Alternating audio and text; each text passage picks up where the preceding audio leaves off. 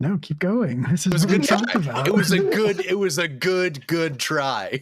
I could definitely tie in laser printing and Minecraft, or Minecraft and like fan fiction, but I don't think I could connect fan fiction and laser printing. So that is just not going to be the intro. Sorry, everyone. Yes. Hello, everyone. Will's cunning ruse was nearly successful, but alas, this is not Academy Age. This is in fact Missing Numbers, whom some of you may have had it on good authority, was in fact going to be happening this Tuesday. And look at us. I know, look at us. We got here. We missed the last couple of sessions because I have a suboptimal meat suit. So for that reason, actually, we missed what would have been our 1-year anniversary. So I'm going to call this our 1-year anniversary session, starting it off on a good note there. Can't even pronounce 1-year anniversary session correctly. Also, our 20th episode. So that is pretty neat. I do appreciate everybody who has been coming along with us for this last year, these last 20 episodes of whatever this game is now. I don't have the answer to that question, and I'm willing to bet that after this session, most of you will have no idea either. But what I can definitively tell you is that it is a tabletop game that is raising money for the First Nations Development Institute. We have changed charity since the last time that we were here because we hit our fundraising goal for the International Rescue Committee, which is very awesome. So we have a new charity, the First Nations Development Institute, which is a nonprofit which works to restore economic independence to Indigenous communities. We are currently $320 into our next $2,000 goal. And if you like what you see here, feel free to type !donate into the chat. Our bot will post the link, and then you can make the McElroy brothers shout at us and interrupt whatever presumably touching and or horrifying scene we were having at that exact moment. We also have a variety of channel points you can use to unlock our emotes without subscribing, as well as to interact with and influence the stream in other ways. I think that covers all of the housekeeping from me that I'm obviously very rusty at. So with that, do we want to segue into introduction, starting down at the left-hand side of that our screen? We can do that. Hello. Hi, everybody. My name is Will. I'm one of the GMs and the organizers here live in the Apocalypse, and I do a lot of things. I stream a bunch of stuff, and I run a bunch of games. You can catch me. When will I be here next? Oh, I'll be here tomorrow night. That's more Liz's thing to talk about, but I will be back tomorrow night. Next week, we have Class Reunion, which is the game that I run. It is a 5e homebrew about a group of high school students who have been stuck in a fantasy world for 10 years. And we do not have a Wildcard Wednesday game next year. Vampire Records has come to a close. So next week's probably going to be a light week, which I'm not upset about. But next Friday, not this Friday. No, wait, sorry. Yes, this Friday, you can catch me over at No Fame Podcast playing in End City, the Cyberpunk Red game that Justin is going to be running for a little while. And that is what I got going on. Mondays also, for the next 3 Mondays, I'm over at Guild Superior playing in the Lost Sands as well, doing a little bit of a guest spot over there. That's it. That's all I got going on. Social media and follow the channel. That would be Heather. Hi, I'm Heather. I play Estelle East. You might know me from TikTok, although I've been on hiatus for a little bit. It's been a couple of months. It's fine. It's fine. Winter's coming again. It's coming to an end, and I'll want to do that again. Maybe, probably sometime. Other than that, I'm actually only in this game now. That's that's streaming, because all of Andy's games ended. So I don't know what I'm going to do with myself now. Because if this game ends, which it will soon. Oh, yeah, I am actually in C3. Good point. So Cryptid Community College is our podcast, but all of that has already been recorded for me, so that's not a fun thing to do with my night yet. We are going to be recording, I guess, season 2 eventually, so look forward to that. But in the meantime, you can hear me as Stan on Cryptid Community College. That's it. Last episode dropping this Thursday. Hi, everyone. I am Liz, and while I'm thinking about it, I'm going to say this now. Will, you can never put me on the left side of any of these streams, because every time someone says we're starting on the left, I have a panic attack and then go, thank God I'm always on the right. But for stuff other than this, the only other thing I'm in right now is my game. We are running tomorrow night, Band in Duel City. We are doing Yu-Gi-Oh! On motorcycles in a dystopian punk future. It's the final session tomorrow. You should tune in and see how it ends, because frankly, going into it, I'm not sure any of us do, because my players took a hard left turn in the first episode and didn't look back. So we're all going to find out where we end up together, and it's going to be a hell of a time. And Will's in that game as well as some other great players. So check that out tomorrow at the same time. Other than that, that's really all I got going on. If you want to check out my games, because I do design some, you can go to itch.io. iron-echo-games.itch.io. And yeah, that's me. Yeah, I did just a quick anecdote. I was on Guild Superior like Monday night playing the first episode of that game, and I had to pitch all the LFTA stuff at the end of it, and I was like thinking about what we had coming up, and I realized how insane it was going to sound, but like the expressions on the other people in the stream's faces when I was like, so tomorrow night we're doing our Eldritch Horror Pokemon TTRPG, and then the night after that we're doing the final episode of our Yu-Gi-Oh! TTRPG where we play card games on motorcycles, and everybody in the stream, like their eyes went wide. Everybody was muted, but I could see them all mouthing, what? And yeah, I guess that's the brand these days. Brendan. What can I say? Happy to help keep our stream brand of what is this? Who asked for this alive? Hello, everyone. I am Brendan. I am the Game Master, architect of misery and befuddlement of this our game.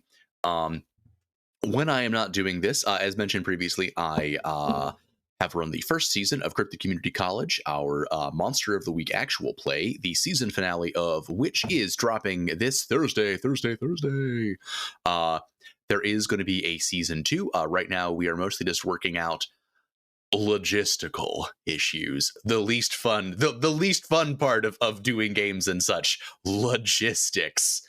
And turns out when you're like recording and editing stuff, there's even more logistics. It's all the logistics of a normal tabletop game, but more. It's great. I love that we've decided to do it again. When I'm not doing either of those two things, I also play Alex Sandowski, aka Victory, on Academy H, our actual play Masks podcast that is also recorded and released as a podcast. That is every other Sunday. You should check it out. It's pretty cool. And I think that's all for me. We also didn't introduce our characters at all, but they're down here next to us. Yeah, yeah. I mentioned I play Estelle East. I assume if you're on the 20th episode, you know who that is. Right? If not, there's a whole playlist on YouTube. You should go watch. It's great. We're only missing one episode. You'll hardly notice it. That's true. I always forget about that one. Oh, right. Yes, the one that the missing number is actually 8. Mm-hmm. I don't even remember which episode that was. Now it's gone from my memory. The missing number is 8. I bet you Andy knows. He I ranted do. to me for 3 days about it. It was the last time that Billy and Julian went off together and got into all sorts of shenanigans in Silphco. It was the one that Heather wasn't here for, so Heather will never know. That's right. Yes. Okay. Yes, that was where you robbed Silphco. That was the slapdash robbery. I remember that. That was the introduction of the Healy Wheelie table. Mm-hmm. Healy Wheelie table. That is a good point. We definitely have just been referencing an inside joke from the one episode. There's been a lot of callbacks to that episode, actually, now that I think about it. People watched it. People remember.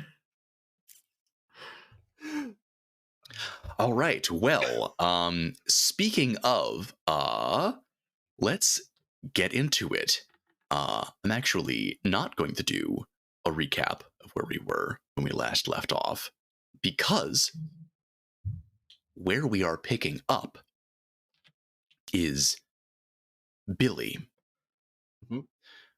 waking up in your bed at the Baker family farm outside of Esper Bay. It's kind of chilly. Always gets drafty this time of year, and the old house is not what it used to be. Everything seems to creak and rattle. Also creaking and rattling is your body. You are older. You get yourself out of bed and shuffle down to the kitchen to make yourself some breakfast to meet the day.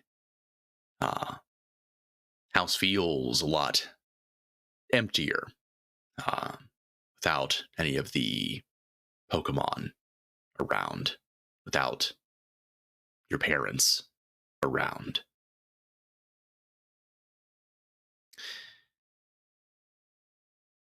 You open up the cupboards and discover to your dismay that looks like what remaining fresh produce you had has unfortunately gone bad.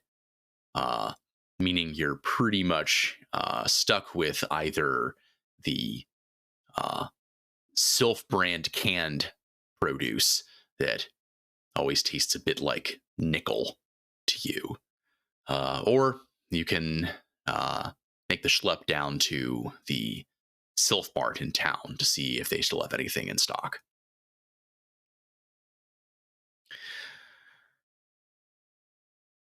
After some consideration, you decide that you cannot eat another tin of that stuff.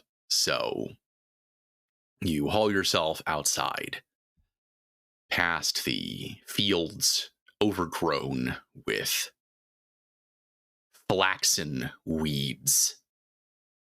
These weeds that seem to cover everything.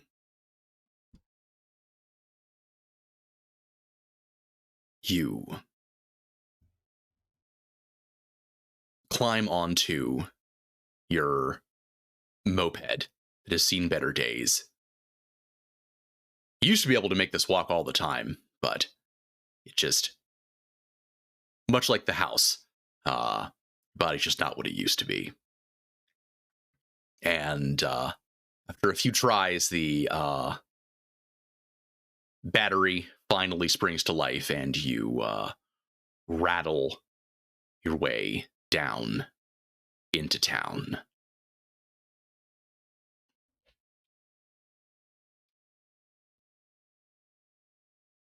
Passing by the gym, you stop for a moment, looking at it, thinking about times gone by. Back when it was a gym. Now it's just a game corner. One of the numerous game corners that seem to now be on roughly every city block in Esper Bay. It's one of the few remaining chains that even manages to stay in business.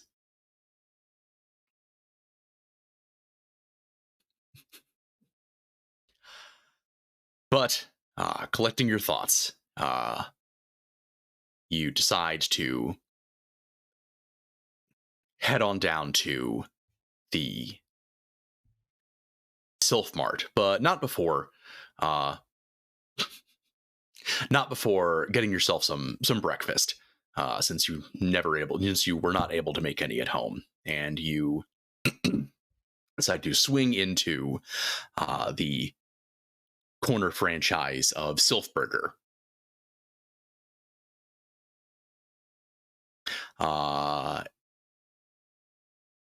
Julian, It is early. It is too early. Too early for any of this shit.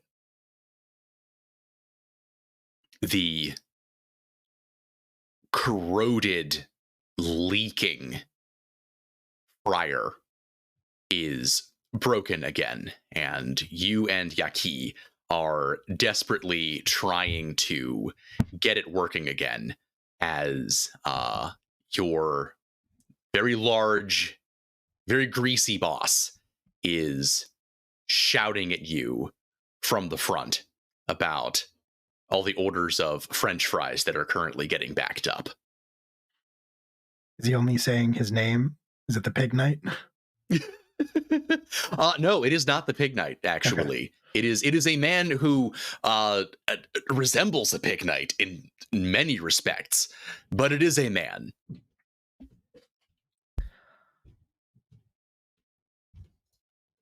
Okay, well, I mean, Julian's just gonna, be like, well, what do you want me to do? It's broken. So what do I pay you for? To cook with things that cook. This doesn't cook. I'm not a repair man. I'm not a fryer fixer person. I'm a chef, cook, whatever. I don't know. It'll void the warranty. Am I Julian? Like Julian? Because Julian would call himself a chef, but this reality, Julian. That's fine. You are Julian as far as you know. Okay, I'm a chef. Look, you can call yourself whatever you want, but right now we got orders of fries backing up, and if you can't make me fries, then you got no reason to be here.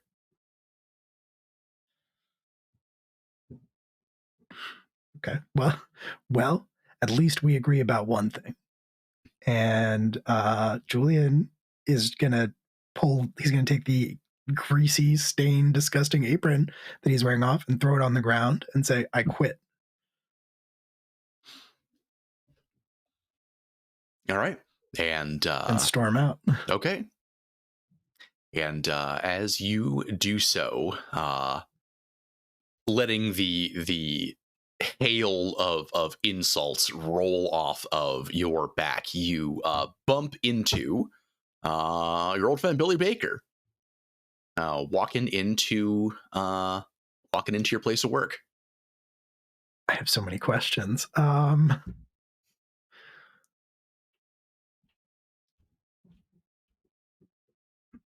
How do we know each other? You used to work at the gym together. Okay. All right. Okay. Interesting. How long has it been since we've seen each other? Yeah. Am I older?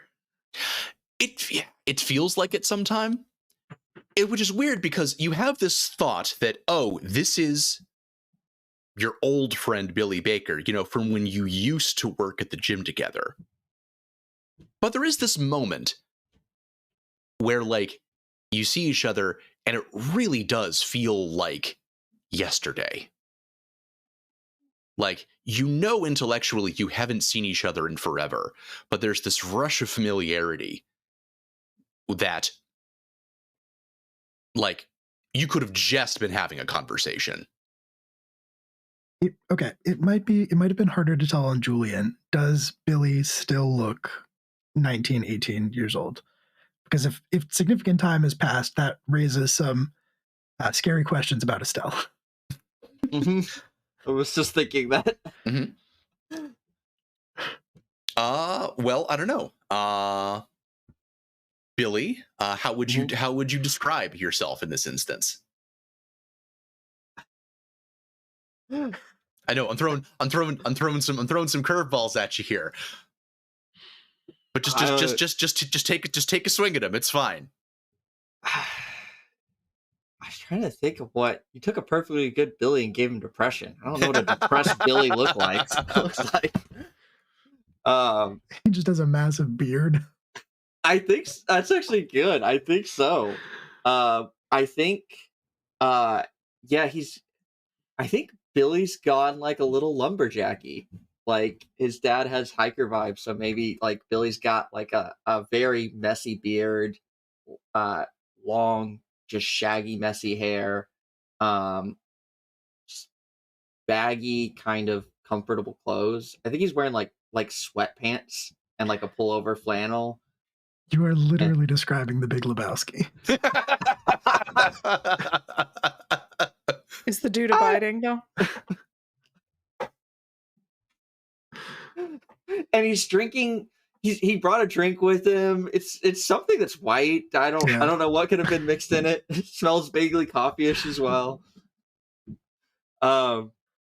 Yeah, and I think maybe with all the heavy, like baggy clothing and the beard and the hair, it's hard to see exactly how much he's aged. But there's definitely like bags and shadows under his eyes, versus like kind of the very like chipper expression he used to have.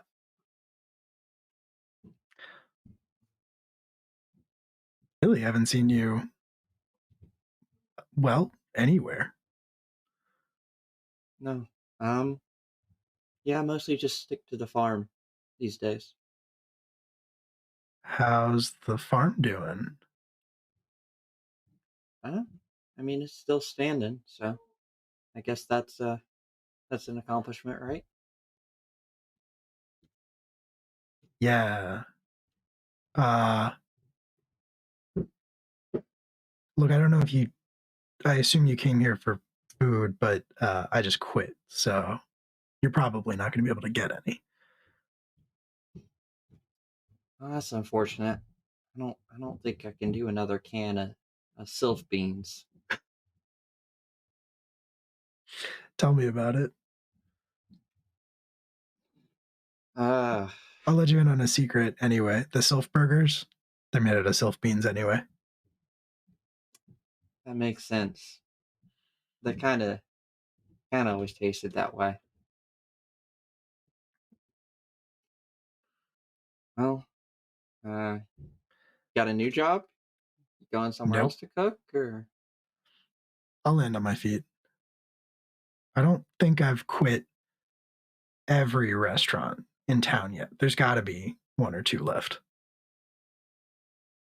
Yeah, I mean, I guess there's the Sylph Burger, like a block up. I don't know why Yeah. they have so many. It seems like every block you go, there's another one. But It's true. Hey, look, it's been a while. Why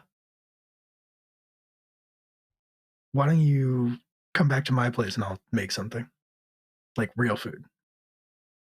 I mean, yeah, I gotta eat. Sure. Thank you. Excuse me, are you? And then as a woman, sort of walking up to the two of you with a flicker of recognition in her eyes. I know you. No, I know you. You used to be. You're the fry cook here, right? And pushes past Billy to Julian and shoves a bag of cold French fries in your face and says, There's hair in my fries. Well, keep your voice down, lady, or everybody's going to want one. And you look down and there's not just one hair in these fries. This bag is almost as full of greasy, languid, flaxen, dirty blonde hair as it is of French fries, which that takes you off guard because you're wondering how that even happened. And you barely have time to register that when you realize that it's moving.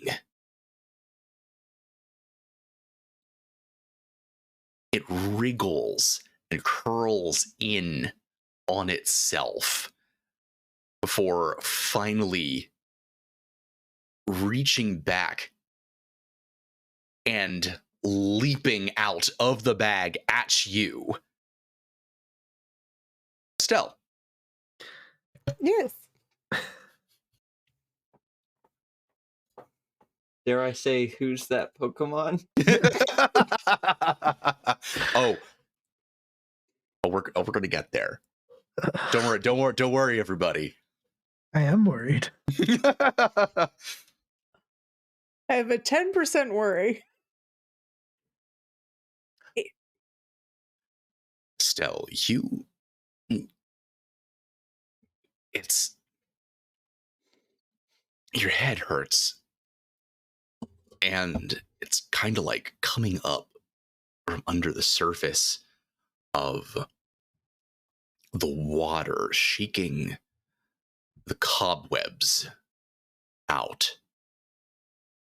Everything kind of blearily comes into focus.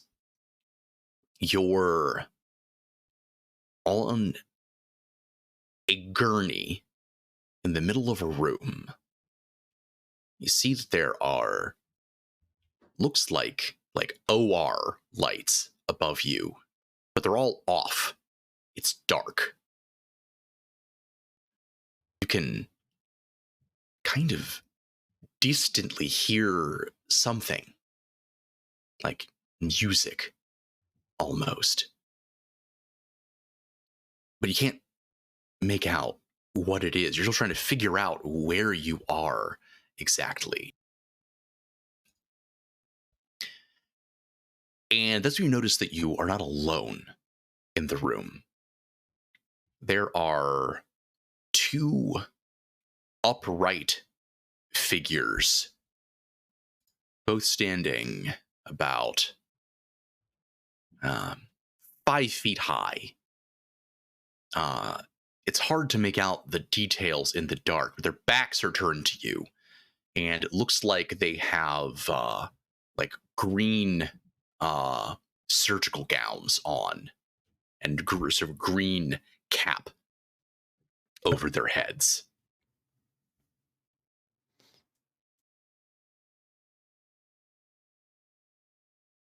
Are they talking to one another? They don't seem to be. They're messing with something that you can't get a good look at. Can I? So my head hurts, but can I utilize empathy and see what I get off of them and try to figure out where I am? I'm assuming, like, yeah, especially if I have tubes or anything down my throat or. Sorry, I thought that I had muted myself, but I actually muted you. Do you mind repeating that? So I was saying, I'm assuming like there's tubes or things that I'm hooked up to, and my head hurts, but could I utilize empathy? So actually, you're not hooked up to any tubes as far as you can see. Okay. All right. I mean, that's still fine. Although, I'm not gonna. you're doing sort of a self check. You don't have like an IV or anything. That's weird. But you are strapped down. Huh. Are there any sharp objects around? Looking around, there are some things you could definitely use in a pinch if you had to, but they're not easily within reach of where you are. Cool. So about my psychic abilities. Mm-hmm.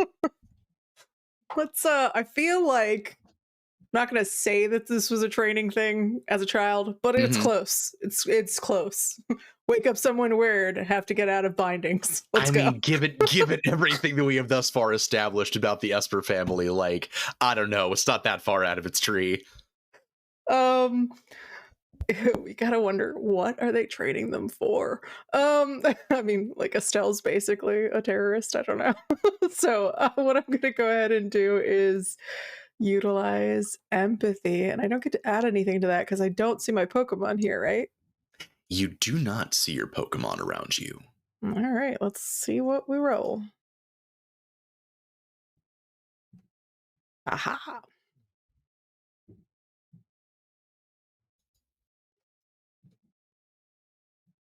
That is a 5. I don't know if you guys all saw it. Yes. So what were you trying to accomplish with that? I'm trying to get the knife in my hand. Oh, I see. You were trying to like use telekinesis. Yes. I see. Interesting. All right. You succeed in dragging the tray that it is on over towards the gurney. And you do not think that you have alerted the two figures. They still seem very involved in whatever machinery it is that they're messing with. But as you start to reach for it, you hear a voice over the intercom. Ah, Miss East, you're awake. I keep going for the knife. I am not stopping my course of action. No, there's no need to do anything rash. I already have the knife, right?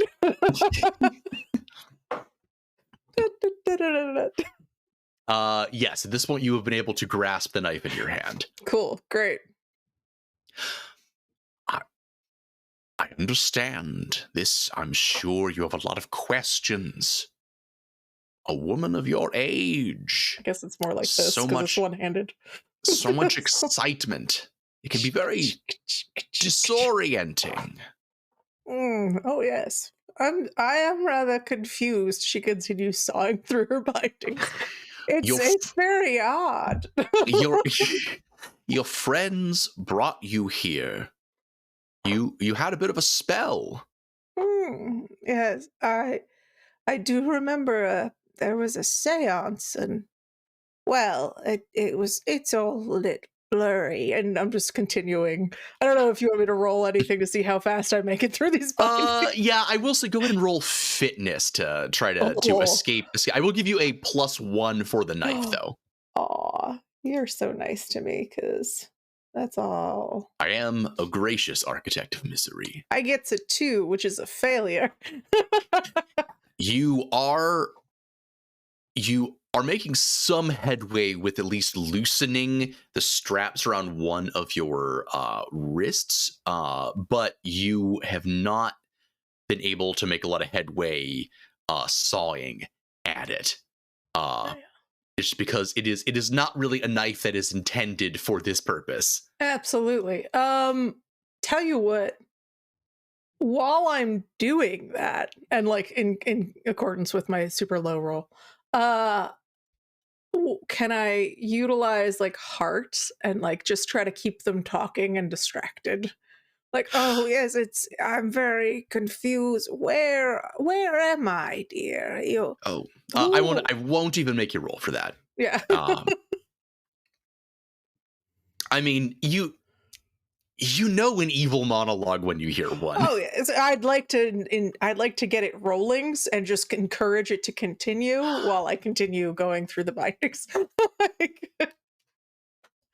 Oh, that's fascinating. I'm so sorry. It's been so horrible for you. Yeah. Oh, no, we're just concerned about your health, Miss East. A lot of people have been concerned about you. You've been, like I said, apparently, in addition to this little spell of yours, you've been talking about, invisible Pokemon that make people disappear? No, dear. That's a very misunderstood way. You really do need to see the math on it, I'm afraid. You know, physics is just a glorious equation. She's just gonna keep like we don't need to worry about that though. Where's my boys? Where are the boys? And she just keeps showing. Don't worry. Your Pokemon are being well taken care of. This is mostly a hospital for for our human patients, but we have a Pokemon Center on site as well. They're getting the best treatment possible. And so will you. Since you have been able to keep him talking, you can go ahead and make another fitness roll. I mean, horrible fitness that I have. Let's see if Estelle can do this because she's a grandma. That is a 4 now? Okay, well, it does. Well, so it's a 4 with the +1, didn't explode. Okay. No, it did not explode. Well, but that is still a success, and you are able to, less so by cutting it, but at least by being able to wedge the knife into the straps, you are able to get enough space that you can worm one of your wrists free. So what I think Estelle's going to do is get that one like that and sort of wait a minute. Is it my hands and my feet or just my other hand? I am going to say just your other hand. Okay, great. So what I'm going to do is act confused and old, as I want to do on occasion, and just sort of like, sort of like use, I don't know if this is accurate, but like usually, like even if your hands are tied to the thing, you can like grab the sheets. Mm-hmm. So I kind of want to like pull the sheets up and just be like, oh, it's cold, and like kind of like try to snuggle in and just say, go on, dear, I'm listening. Where are we? Are we still on the island? Oh, yes. No, you're in the hospital, Miss East. Your friends brought you here, and we were concerned about your condition. As I said, you had a spell. You've been saying all kinds of things. And we were worried about the kind of disorientation that can occur in a woman your age after so much overexertion. But you don't need to worry. Oh, You're yes, in good hands. I remember those dogs attacked us. Yes, I've been tired since then, really. Oh, I don't think you need to worry about that anymore. We have a no, we don't. pioneering... After all, there's the video and all the documentation. It'll be fine, I'm sure. The boys have it covered. Yes, of course they do. Of course they do. But we have a pioneering new therapy that I think dear. will get you right as rain. You can do that. My medical is with my sister, you know. She's got the authority on things when I'm out of sorts. But you see, that is the lucky thing. Go ahead under the covers, like try to wiggle my hand under the covers and try to get over to the other hand and start working that one free. Okay, cool. But you see, that is the lucky thing, because as it would happen, you're in a network. And it is at that time that the two figures standing by the bed turn around, and you notice that apparently they are reptilian. Awesome. They are...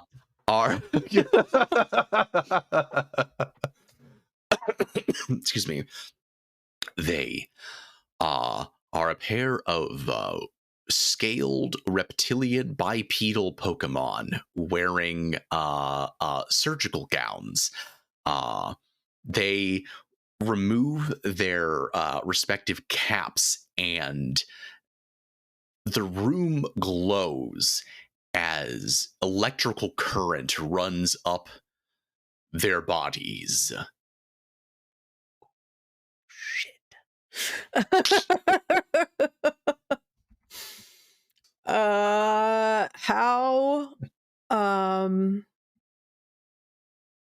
How much space do I have to get like the other hand free? Give me a roll for it. Okay. Is that gonna be fitness? Fitness +1. Yeah.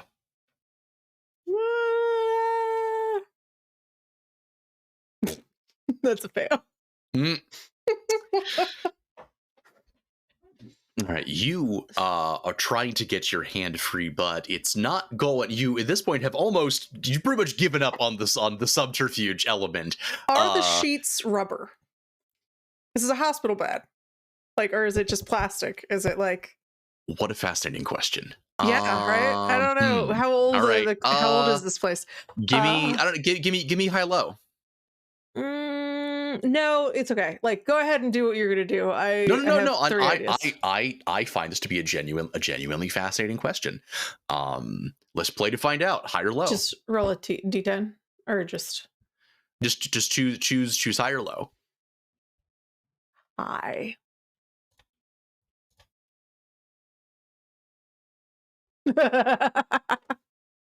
It's another 2 because the 2s love me. Alas, they are not rubber. No, they're not.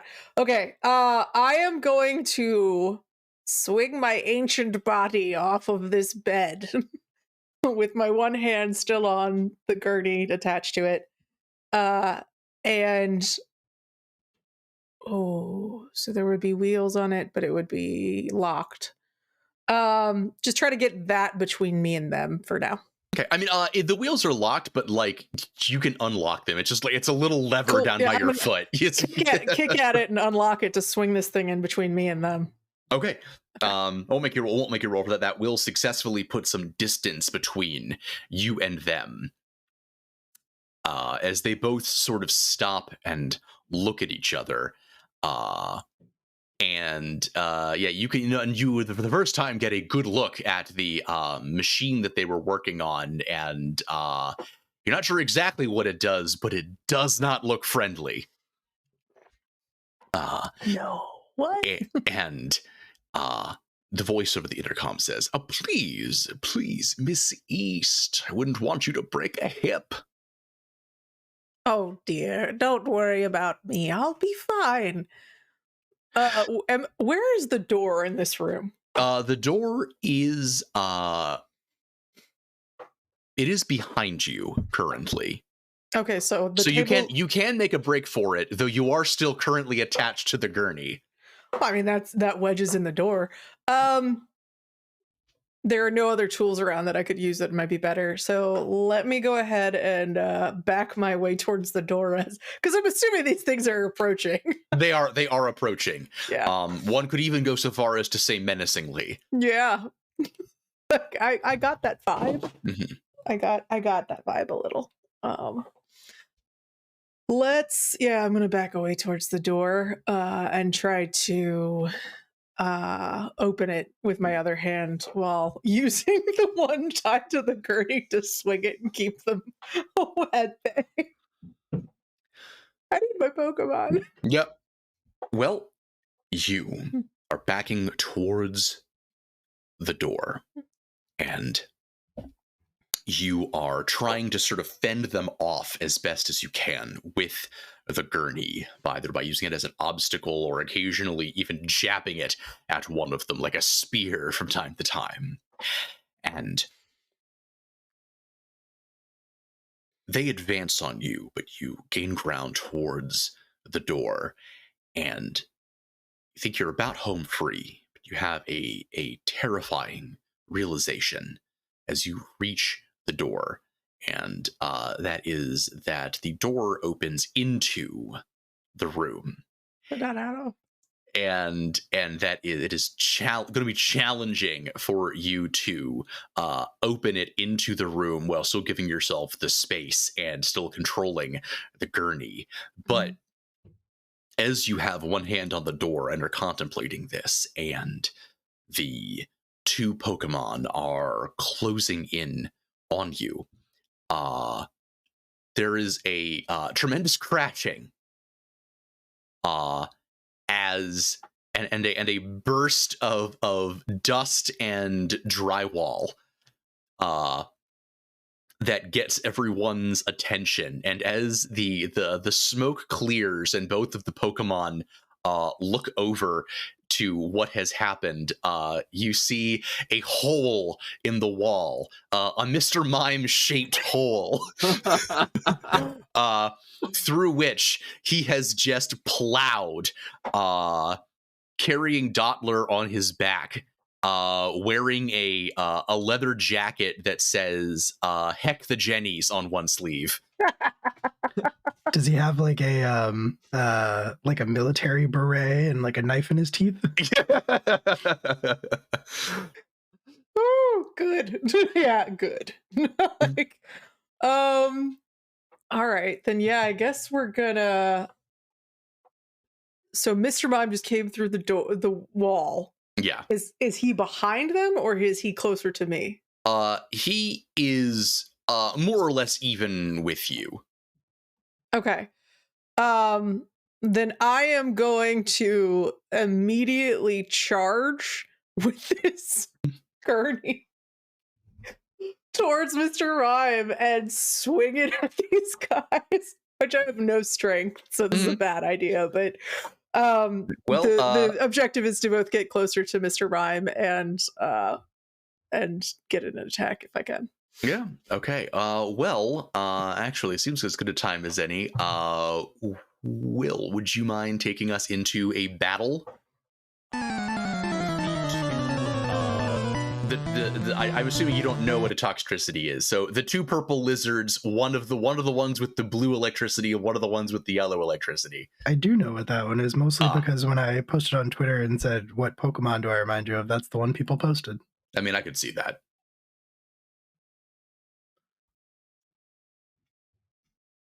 Would you look at that? Oh wait, I forgot Heather wasn't here. One sec. It's okay. Yeah. There you are. It's true. They're not wearing OR scrubs. They're not wearing like OR gowns. Like I couldn't get that fan art done in time. Our budget just took the hit, and we can't. Well, it's all been blown on the animation budget, you know. Yeah. So I definitely projected the color scheme of the scrubs onto the Pokemon, and in my head this whole time I've been like, Brendan, there is no green electric lizard Pokemon. I know Pokemon. Oh my gosh. Okay. So. Hey, babe. Okay.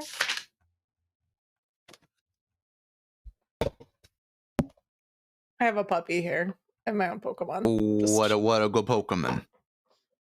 What a very, very good Pokemon. You can kind of see the ears around Estelle's name. Estelle East, like right here.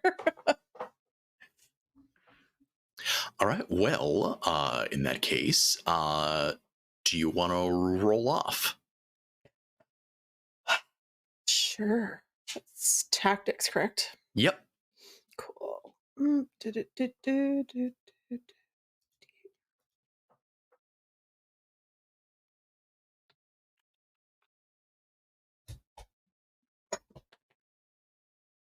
A 5.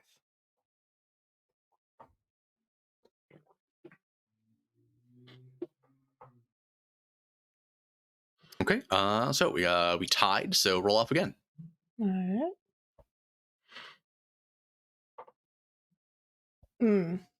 It's gonna go to you.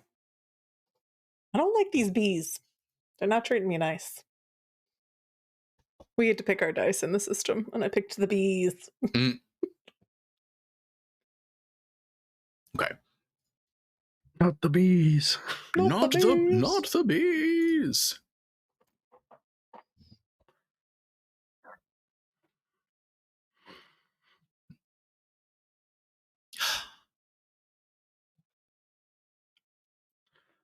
Both of them, their auras sort of flare as their electricity fills the room.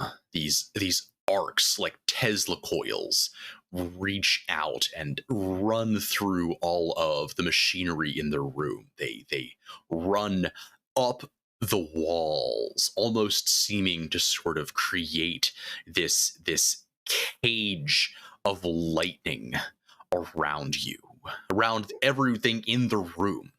And you can feel all of your hair stand on end, and you feel odd. There's this almost kind of like sinking feeling as you smell ozone.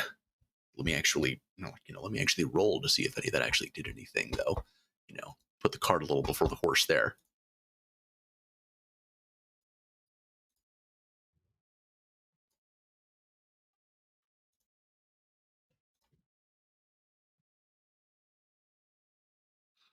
Okay. 7. Right? Was that a 4? The 1. That's a 6 and a 1. So. Gotcha. Okay. Cool. All right. So. Does not do any damage or anything. They have both used moves that affect the area around them. They both, in this, let's say, sort of electrified train, look brighter and angrier. And at the same time, that sort of odd feeling you were getting, you're noticing that all of the metal instruments in their room are sort of rattling in their trays and flying out and sticking to the walls as though there is a magnetic flux about. Don't like that. And it's your go. Okay, I think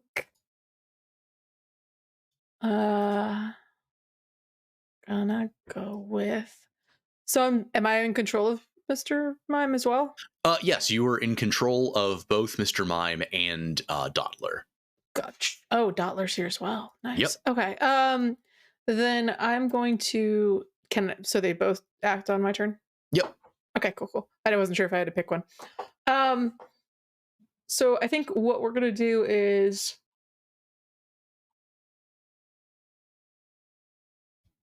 I think what we're going to do is actually do hypnosis and attempt to put them to sleep, hopefully. It's a D6 and a D6. So Okay. actually, what Estelle's are actually, nope, I'm not going to do that. I'm going to do damage. We're just going to do damage. We're going to do psychic. So what Estelle's going to do is yell out to Mr. Mime, like, hit them with psychic. We need to get them to back off. And she's going to, while she's doing it, she's trying to like set the thing in motion and get herself free. And then to Dottler, she's going to yell, struggle bug. Because that hits all opponents. So let me go ahead and roll Mr. Mime first. He's a D8. Right. So that was what psychic on that one. So toxicity is poison type, so you get a +2. Yes. So boop, boop. And let's roll that. And then so that is, does it tell me? So that's 11 total. Okay. Yeah, that hits and it crits. Cool. Which one are you targeting? So it is, let's just go with the one on the left. Okay. And we're just going to do extra damage. Okay. And then struggle bug is going to hit all opponents in the area. Let's do that one. That one would have a -2 for the poison. Yeah, because bug type. Okay. So that's bug -1 or 2? -2. Okay. And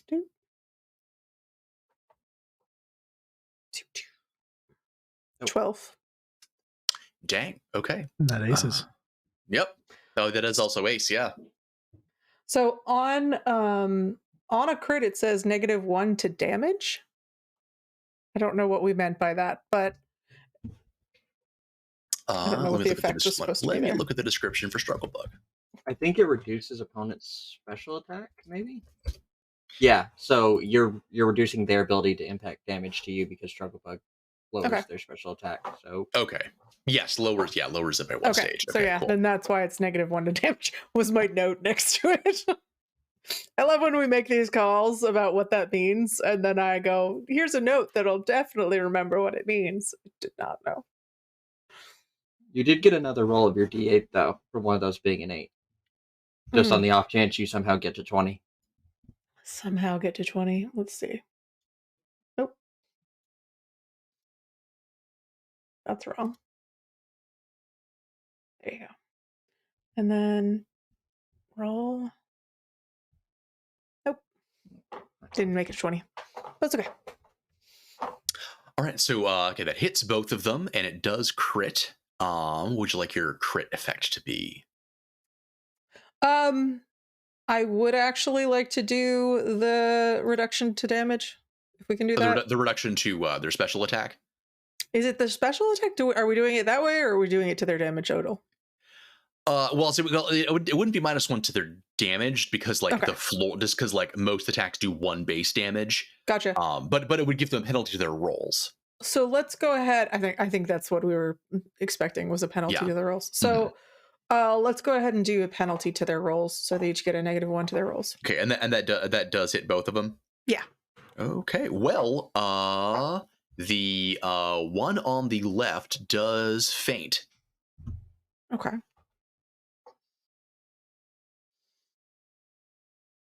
Let's roll off again, I guess. Yep. It's tactics.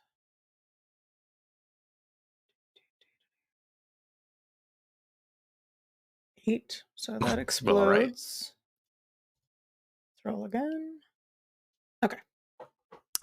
Well, I doubt I'm gonna beat that, so It's all about the dice. I just said. I definitely did not beat that, so all right, then we're just gonna do the exact same to that other guy. So we're gonna hit boop, boop, and it was +2 for yeah, like Estelle just yells out one more time, and then while she's trying to get this thing off of her. And so this is Mr. Mime. So that is a 12. With the +2, right? For Mr. Mime?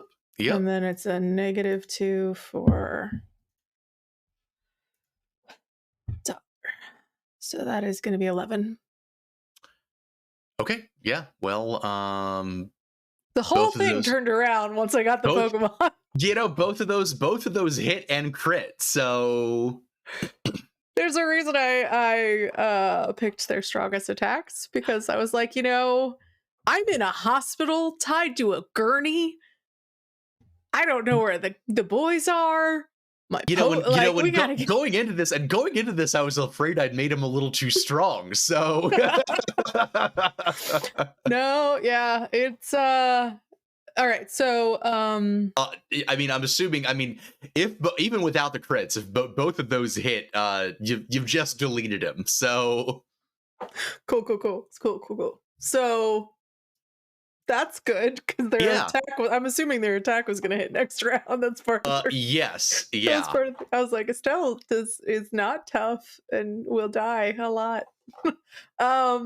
Yes, indeed. So you actually do you want to tell us how that particular that's a double crit combo there of Psychic and Struggle Bug. Do you want to tell us what that looks like? So basically what happens is Psychic is enhancing Struggle Bug is what I picture. Since we critted that many times in a row, I think Mr. Mime is basically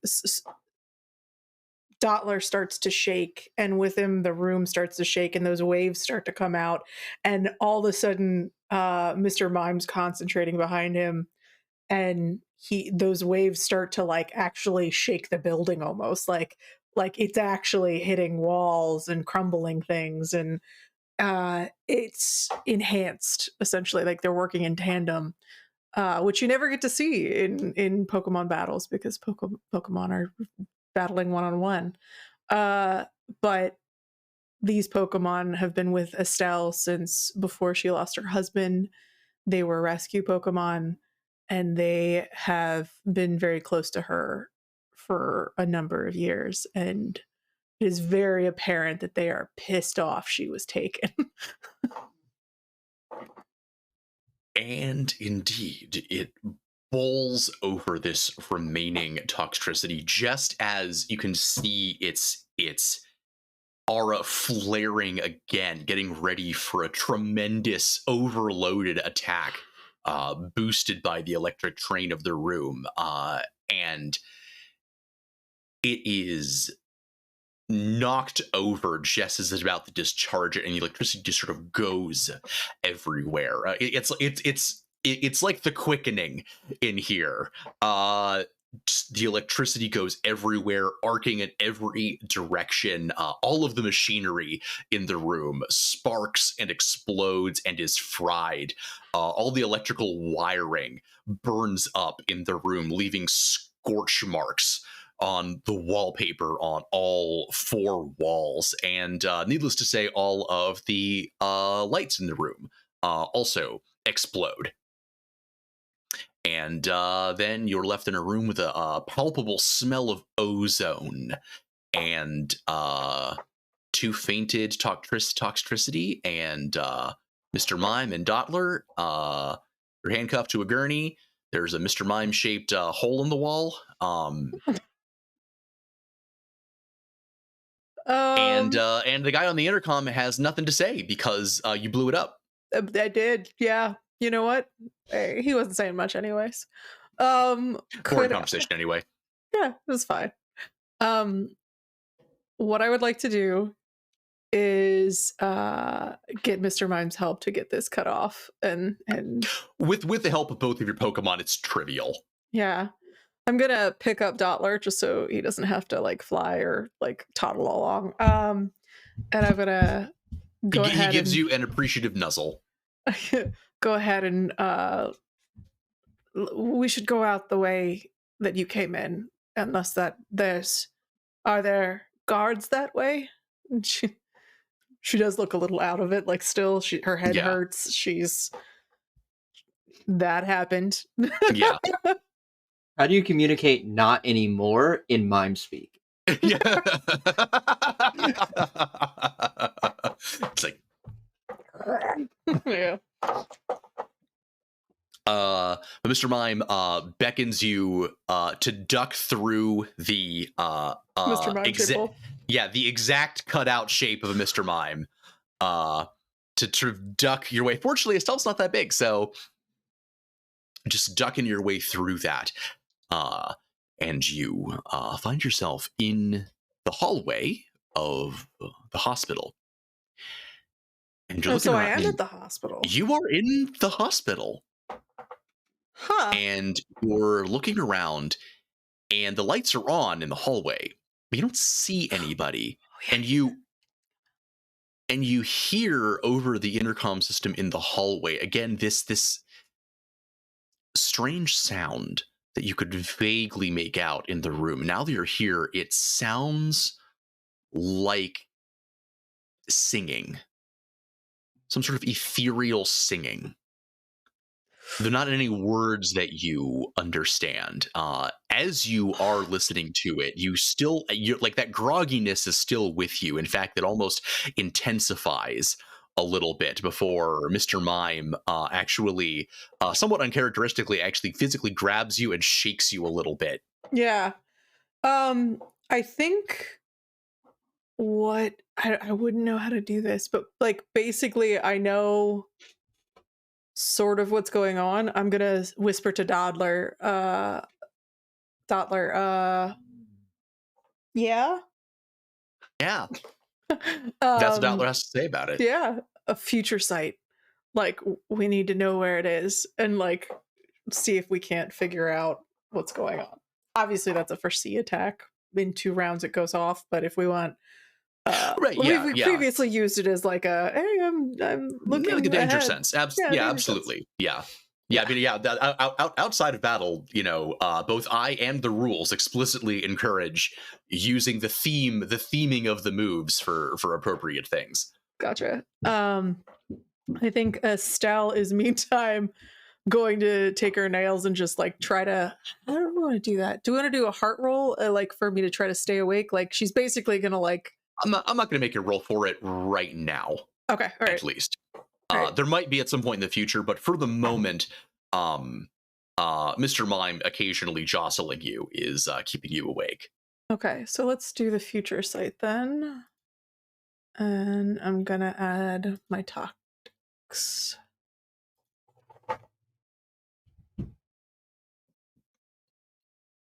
Cool. Hey, another ace. So let's get that one. It's 13. Okay. You get an immediate premonition that you need to move from where you are right now. I immediately tell the like I'm assuming that that's coming from Dottler. Like Dottler's like, we have to go. Like immediate you immediately key in and Dottler sort of like you key into what Dottler is thinking, and Dottler, all of the lights on Dottler's back start immediately flashing red. Gotcha. Okay, then yeah, we're gonna I'll communicate that to Mr. Mime and like go. You immediately run down the opposite direction of the hallway from where you actually hear some slapping of shoes on linoleum running towards the room. Only sounds like one person though. And then as you run out the other way, you find yourself at a small lobby and nurse's station. And you see that there are people here, people and Pokemon, but they are all of them slumped over, asleep. Ooh. Thank you so much for the follow. Gaylord K. All right. Did I say that right? Thank you so much for the follow. All right. Excellent. And actually, on that note, we are going to take a quick 10-minute break. Sounds good. Don't go away. See y'all soon.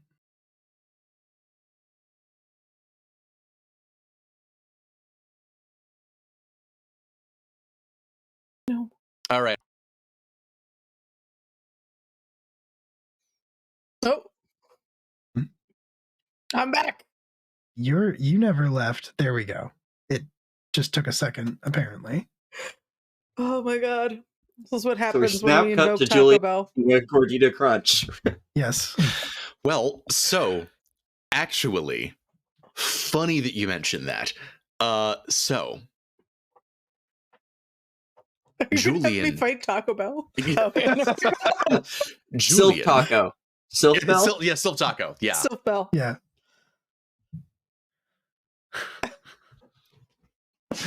Silph Bueno. Yeah. Yeah. So, yeah, there's Silph Burger and Silph Bueno. And then occasionally there is the combination Silph Burger and Silph Bueno.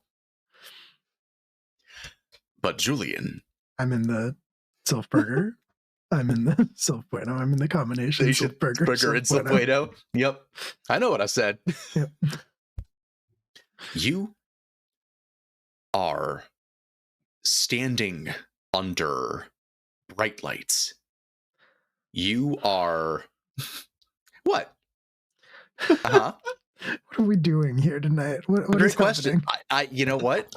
Brennan's realized that the way to get horror on us is like make us have customer service interactions. You're not wrong. Hey, we're planning to find out what happens. It's the visceral reactions. We're planning to find out what happens. We're planning to find out what's going on. And this isn't even powered by the apocalypse. That's the thing for powered by the apocalypse.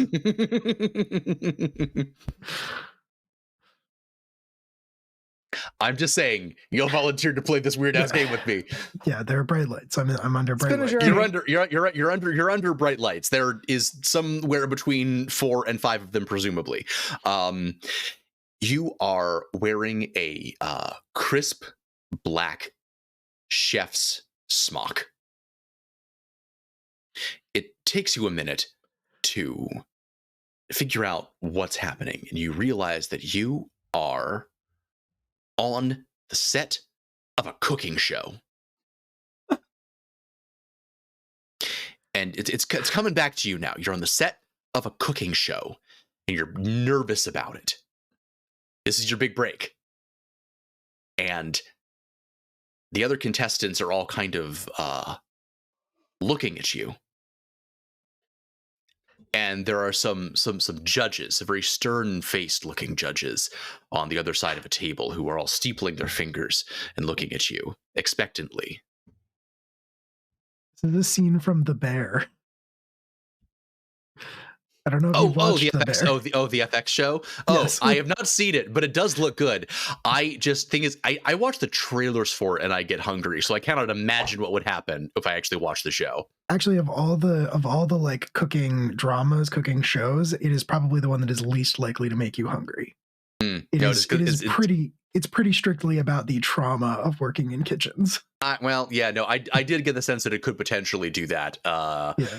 Yeah. Great show. I loved it. Yeah, 100%. Oh, I worked exactly 1 month as a dishwasher and never again. Anyway, I'm cooking. I'm cooking on a cooking show. It's like, so, Mr. Rue, what is it that you're going to be preparing for us today?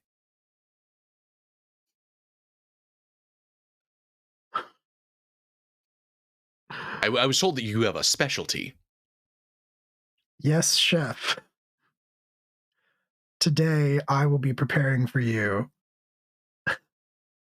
an omelette du fromage. I thought your specialty was going to be the soup. And there is canonically, it is an omelet.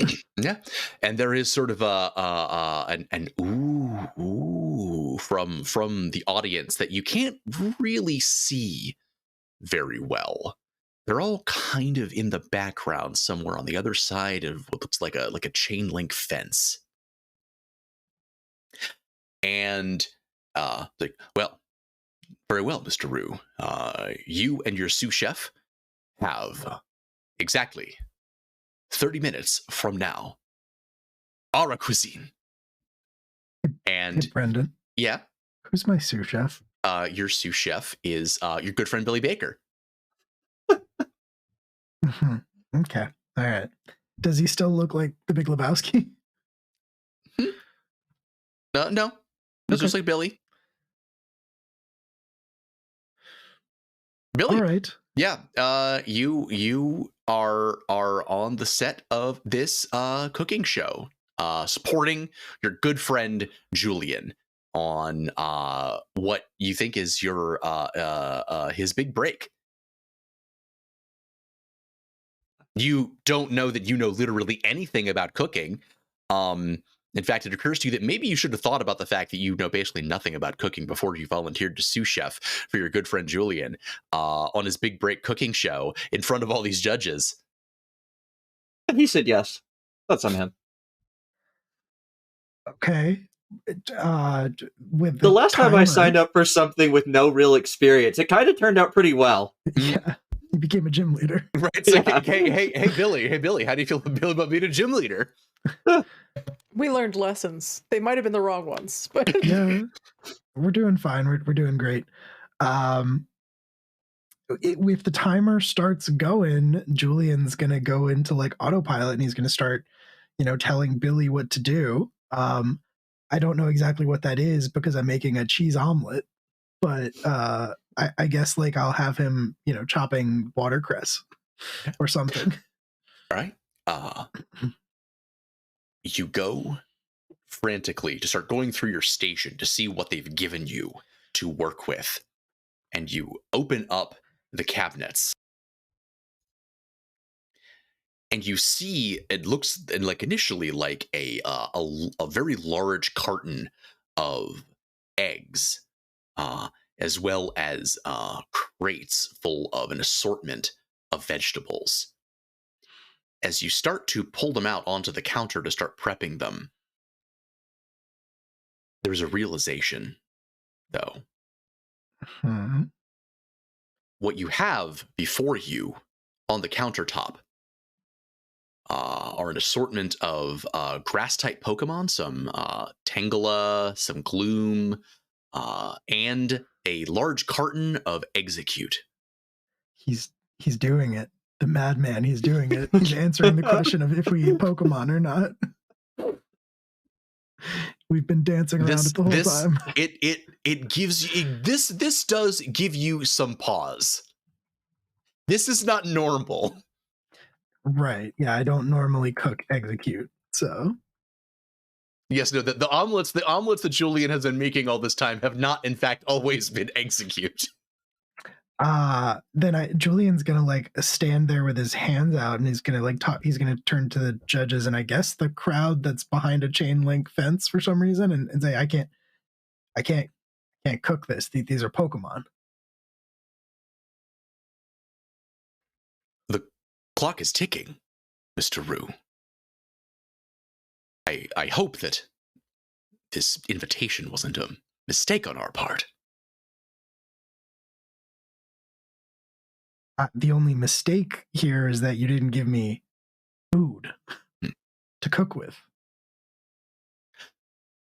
There are an assortment of boos that you start to hear from the audience.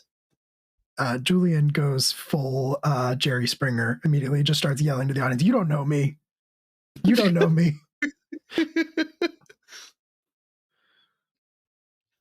The boos continue sort of ringing around you, being picked up by your fellow contestants and indeed by the judges on the judges' stand. Is Billy boo? I don't know, does he? I don't think so. Okay. I think Billy's trying to like round up all the grass Pokemon that have just like sprawled out on this counter. And now they have started just running everywhere. Yeah, and they are all over everything. And like I don't know if we're actually Billy's definitely not comfortable with cooking the Pokemon, but knows that they probably shouldn't be all over the place. Whatever we're gonna do here, this is now a rescue mission. The Execute in the carton uses self-destruct. Julian, I think, is going to look over at Billy, and his eyes are kind of wide at this point, and he's gonna say, This isn't right. Yeah, no, I mean, we're gonna need something else. I mean, where were you gonna get the cheese? No, Billy, I mean, this isn't real. This isn't right. The Sylph Burger, the town, the gym being what did the gym turn into again? It became a game corner. A game corner, right? The gym being in a game corner. None of this is real. It can't be. You had a beard like a second ago, like 2 minutes ago. You had a beard. We were standing outside of a restaurant. Yeah, I never could grow a beard. You're right. You all Something notice is happening. You all notice that the boos have stopped, and in fact, all the contestants and the judges and the audience members are all staring at you. Billy, I'm going to do something. Do you trust me? I mean, yeah. Also not sure how it could get worse. Julian is going to reach out, turn the gas on, take a lighter. Julian, that sounds like worse. Take a lighter. I was in fact incorrect. He's going to hold it out over the gas as it's like leaking out. He's going to pause for a second just to see if something happens, but then he's going to ignite the lighter. Okay. You go to flick the lighter and nothing happens. In fact, you realize that despite the fact that you have turned on the gas, you can't smell any gas. You don't really smell anything, actually. You look around and you realize that the whole set of this cooking show is actually on the floor of the arena in the basement of the game corner. You also notice that the contestants and the audience members are all moving strangely. They're all unnaturally jerky. They're being puppeteered. And indeed, as you look closer, you've realized that that is exactly the case. All of them are being moved like marionettes by these thin, splitting, blonde strands of hair. I look up. All of those strands just start to pick them up off the ground as they just sort of slump over, as they are all reverse repelled back up into the darkness. There are lights shining down on you, but there is no source for it. You look up to where there should be floodlights overhead, and you just see these limp figures being retracted into the endless darkness, out of which peer two great eyes. Estelle, you're at the nurse's station here in the lobby, and looks like everyone is asleep. Are the boys here? You don't see them. Okay. And the singing, is it coming closer, or is somebody still running behind me? So you That is exactly that is exactly the reaction. Yes.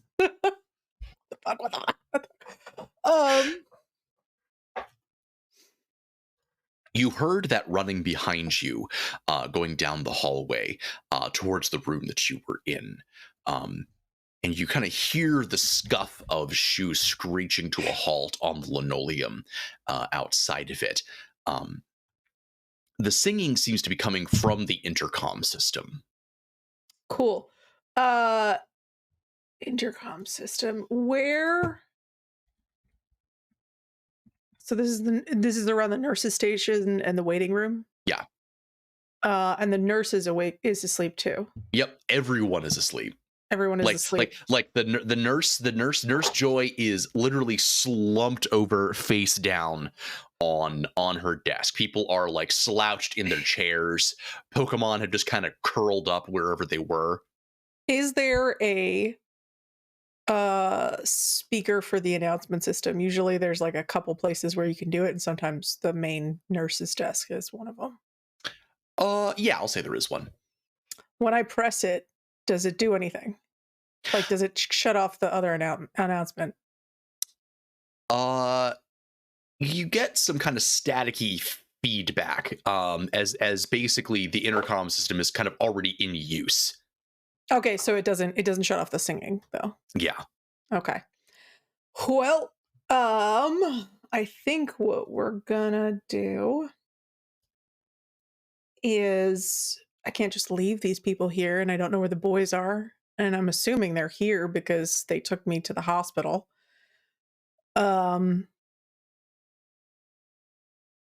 I am going to take Nurse Joy's keys or key cards.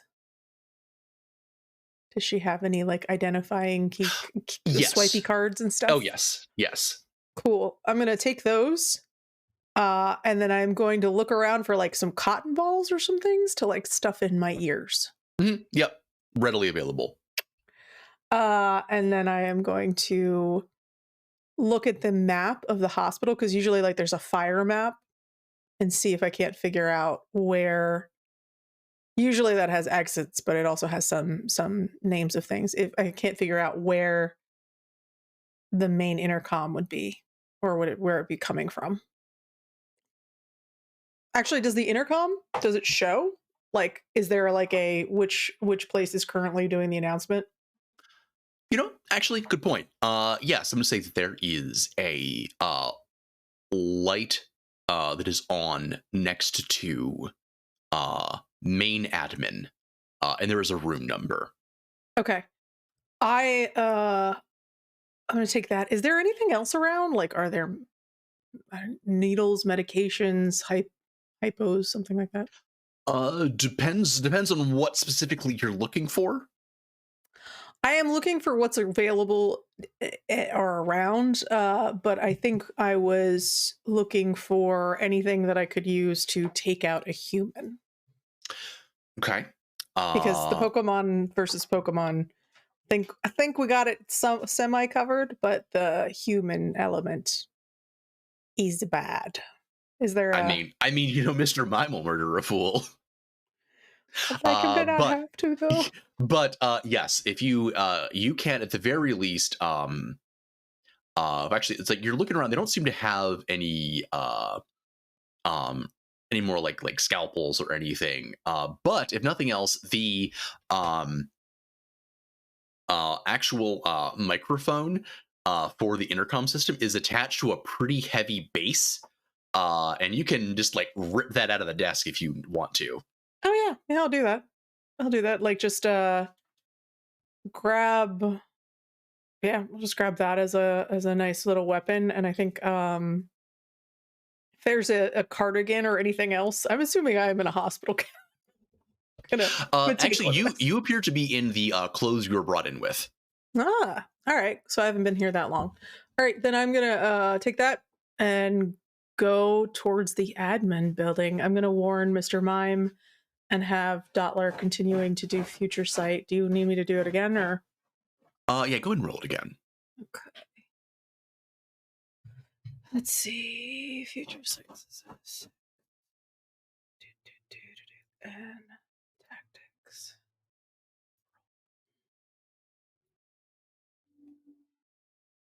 Ooh, that's only a 5 this time. So no crits.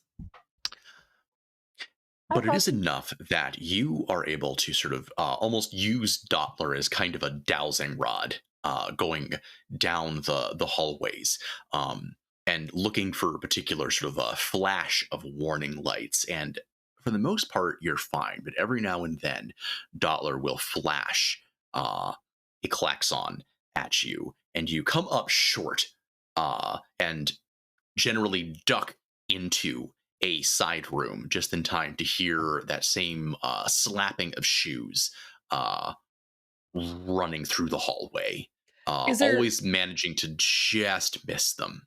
Do I see them as they pass at all, or? You can, yes. Okay. What does this person look like? You see a fairly nondescript looking guy in what looks like a scrub top and military fatigues. Weirdness.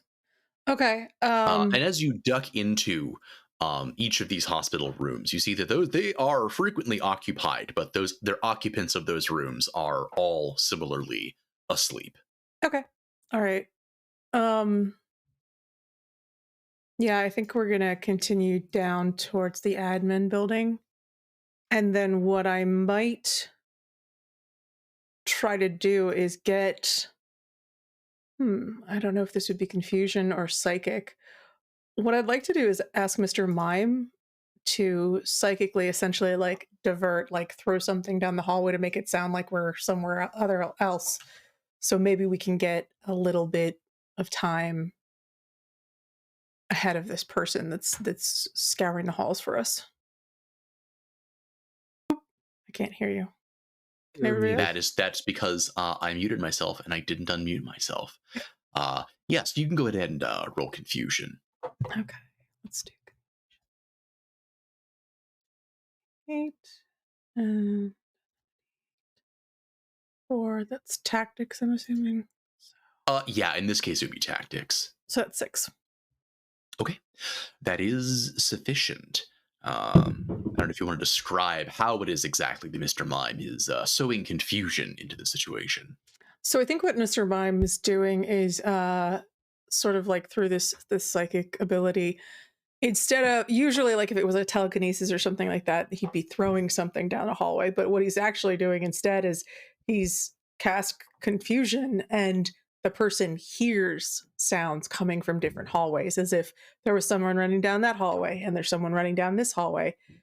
Oh, I just heard, an old lady. Oh no, down that way. And like, it's actually my voice because Mr. Mime knows my voice very well. So cool. Yeah, cool. All right, cool. Not gonna like telekinetically move anything around. You're just gonna give this guy a psychotic break. Yeah. Just gonna confuse him about who's where and what's going on. Like, but he did hear my voice down that one hallway, which is definitely not the one we're at. So yep, just vivid hallucinations.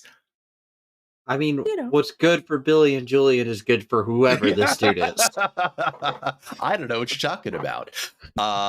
So yes, everything's a weapon if you use it right. There's literally no Pokemon move that you can't make somehow horrifying. Yeah.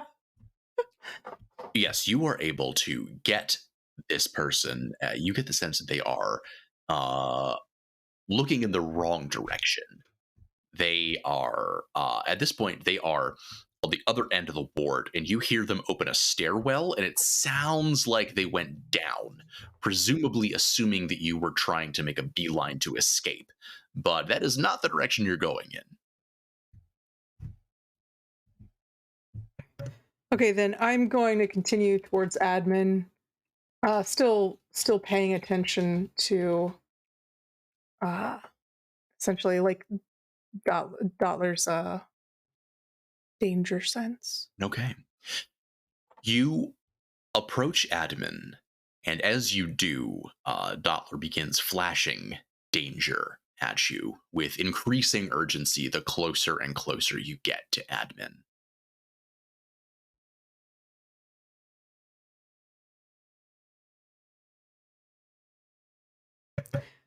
Yes, I know, but we have to stop it. It's got everyone back there asleep. And the only way to stop it is to shut off the intercom or to take that thing down. So here's what we're going to do. And she basically puts we're going to put together a little plan real quick so that I can use time. Oh, goodness. Who's that Pokemon?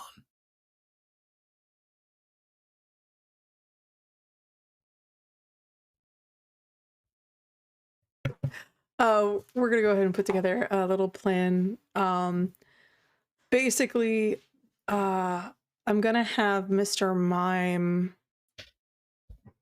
utilize Psychic, and Struggle Bug, we're going to do the same thing we did, but we're specifically targeting the intercom system in this room, in admin, the electronics, everything. Basically, we're trying to do on purpose what we did last time by accident.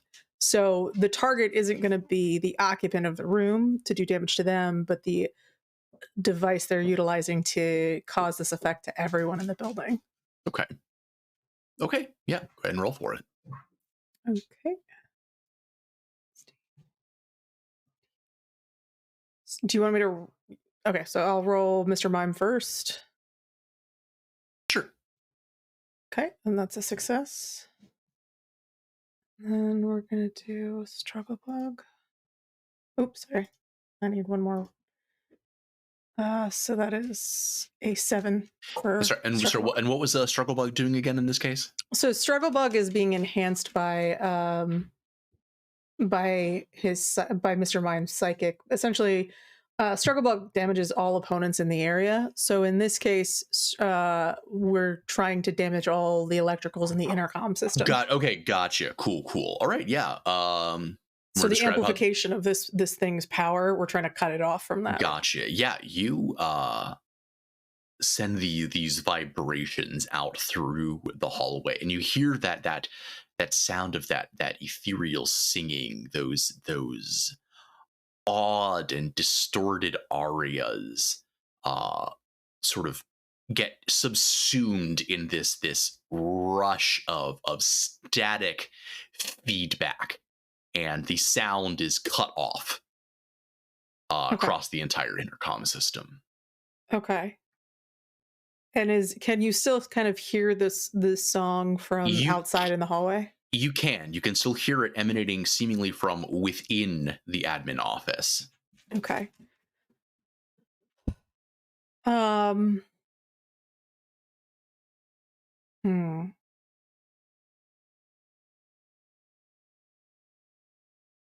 Can I tell, utilizing Future Sight, whether or not there's anybody else in the room, if it's just one occupant? Sure. Okay. Let's do things that it doesn't do.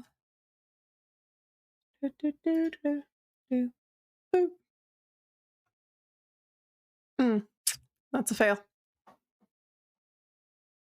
Yeah, unfortunately, whatever is on the other side of that room, it is occluded. Okay. Yeah, I think we're just gonna these doors. I have Jenny's keys. You do? Can I lock the admin office? Can I lock whatever this is in? I don't think so, because I don't think you could lock it, but I don't know that would I don't think you could lock it in. Okay.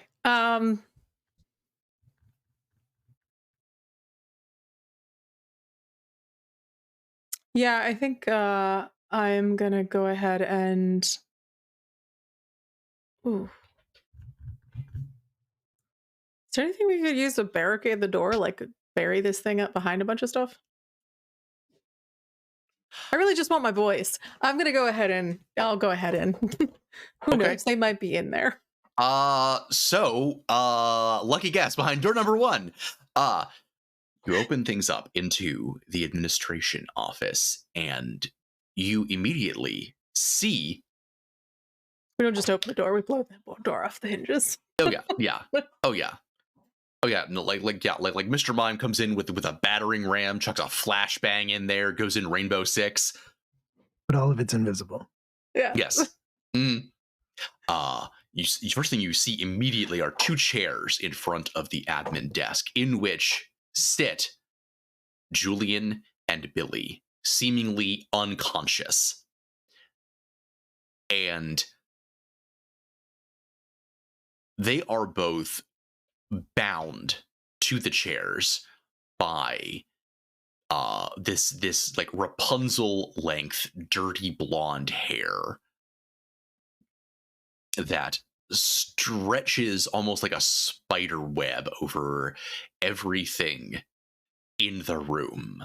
And you see the lone microphone on the admin desk in front of them, and the song is emanating from above you. Looking up, you see, clinging to the ceiling and looking down at the center of this web of hair, a Pokemon in a tattered red dress, eyes peeking out from this abyss behind the bangs that hang over its face. Its eyes wide and bloodshot, and looking down hungrily at Julian and Billy. And since you made quite an entrance, you get its attention. Yeah. Now, okay, so this is a like, obviously I would know this in an instant, but like I have to ask you because I am not actually Estelle. What does Estelle know about, because I think that's a jinx, right? Yes, Yeah, you got it in one. So Estelle knows the look of an abused or bad off Pokemon. Like obviously like, she's done a lot of work with that. What does she know about Jinx? Because this fixation is a little weird, but is there a inherent behavioral reason that they would be doing that? Give me a research roll. Yes. So are my Pokemon in the room? Two. Yes. Everyone's Pokemon are either in Pokeballs or they are similarly cocooned.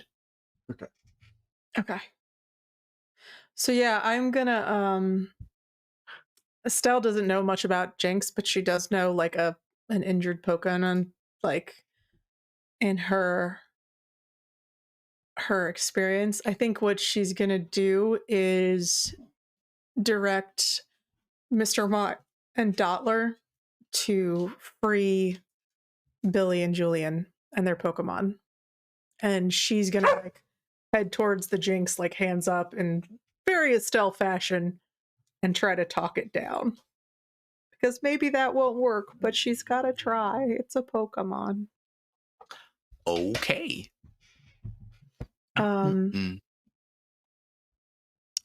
Sure. Give me your pitch.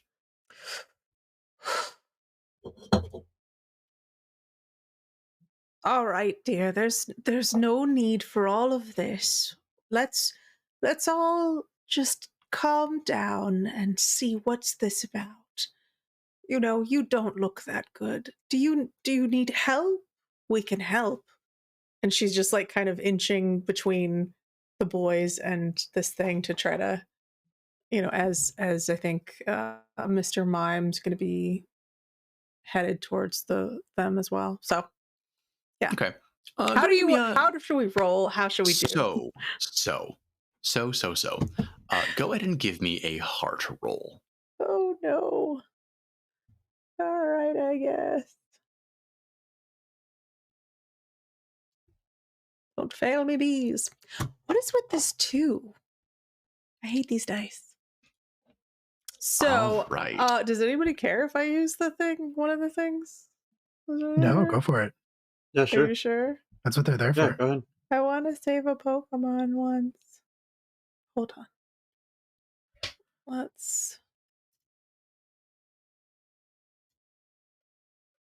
That is much better. I don't know if you can actually read that though. That is much better. That's the highest you can roll. That is impossible. That is impossible to read. But yes, yeah, that is good. That is a 4 that it exploded on, so that is 12 total. That was worth the read. That was worth the use. I do need a different dice though that is much clearer to read because that is not a good one. It's whatever. Anyways, let's put that. There we go. Yeah. So that is a 12. So I think what Estelle's doing is like she's making eye contact with this very roughed up Pokemon, and she's speaking as softly as she can, and she's trying to project you know, using her heart, but obviously also her empathy and her psychic abilities, that she wants to help and that she is concerned and is sad to see it looking hurt.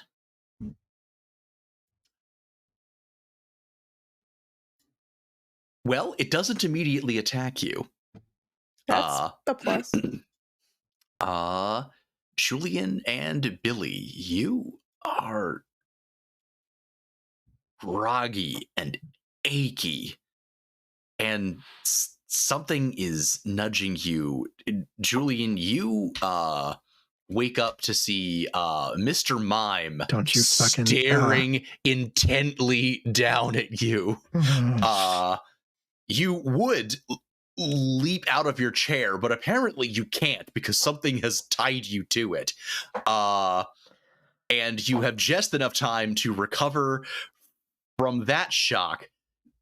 You take in the room around you and you see all of that. Yeah, there's a lot here. Yeah. Yeah, Billy, pretty. You don't have the added shock of Mr. Mime staring down at you when you wake up. You get a bug crawling on you. It's true. It's true. You get a bug crawling on you. I think for Billy, Yeah, I don't Dottler's really just a feel cute like little Billy bug. cares that much about bugs. Billy lives bugs. Yeah. So I But- think Billy would wake up, see Dottler, and be like, "Oh, hey," and then look up and be And like, then look up, "Oh." it's like, oh, that's not so bad. Oh, I was wrong. I was very wrong. And there's Estelle in the back. Or you can hear Estelle like trying to talk the Pokemon down.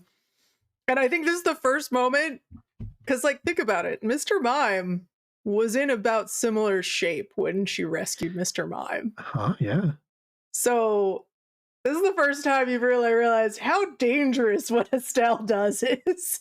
Not only is she taking on Team Rocket and smuggling Pokemon and doing some terrorism to Silphco, corporate terrorism, Eco-terrorism. eco-terrorism, corporate terrorism, Very different. and she's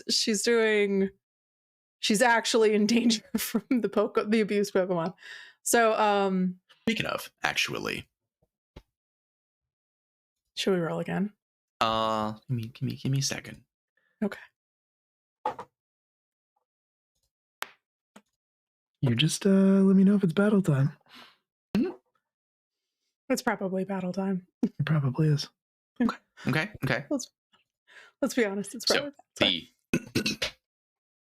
That's only rolling one dice at this point, because your heart roll.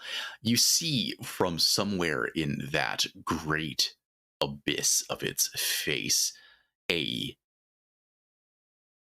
long gray tongue emerge, dripping with paralytic saliva. It snakes downward, dragging a few strands of hair with it that have become matted to it, and it's sorta looks as though it is going to strike serpent-like at Estelle, but it pauses momentarily, instead just sort of regarding her from side to side. Billy, a bit of it drips on you. Great. At this point, Mr. Mime and Dottler have about freed both of you. Well, Julian's gonna stand up as soon as he is able. He's gonna say, "Should we get out of here? What are we doing?" Get your Pokemon and just move slowly. Okay. And Estelle continues talking to the Jinx, and she's actually like, you know how Jinx have like a sway to them? Mm-hmm. She's doing that with her hands, almost like a style of communication and soothing. And the tongue is almost kind of swaying back and forth like you're a snake charmer. Stop. Nope. You ready for my next creepy Pokemon, everybody? Don't you have enough? No, never enough. So Mr. Mime, Haunter, Jinx, really just going for the trifecta. Yeah. Do you want me to keep making heart rolls while they're getting out? So give me sort of the next part of your pitch. Yeah, just so I think the next part of her pitch is Slop that down, dude. So we just got a donation. Crack Thank you one for for the the big donation. boy. Thank you. Thank you for the donation. Who asked for this question? Asking the real questions. No, you don't need to ask. We just give. We're the fountain. You don't Brendan need to. just gives. This isn't a well. Yep. This is a fountain of Brendan is wonderful. infinitely generous. I am the gift that keeps on giving. All right. So yeah, I think. Oh, right, but my microphone there. The next does part also give us a luck point, I believe. Yes. Okay. So the next, and I will not use it this time. If it comes to battle, it comes to battle, I guess. So the excuse me, I think the next part of her pitch is sort of just continuing that motion and just like soothing the Pokemon and saying like, why don't we get you out of here? where they've very obviously hurt you here. I don't know who did, but let's get you somewhere safe. And like you don't have to come with me. You don't have to go in a Pokeball. You don't have to do anything. But we should get you somewhere where you feel safe. And she's just continuing to say, like, I don't, like she's just like basically being as reassuring as possible and saying, we'll get you something to eat and we'll get you some water and we'll get you a change of clothes and like just as much soothing stuff along with like the motion and like, Okay. just continuing to make eye contact too, because it seems very intent on the eye contact. Yeah, go ahead and give me a heart roll +1. Let's try the crystal. Let's see how that treats us. That is a 5.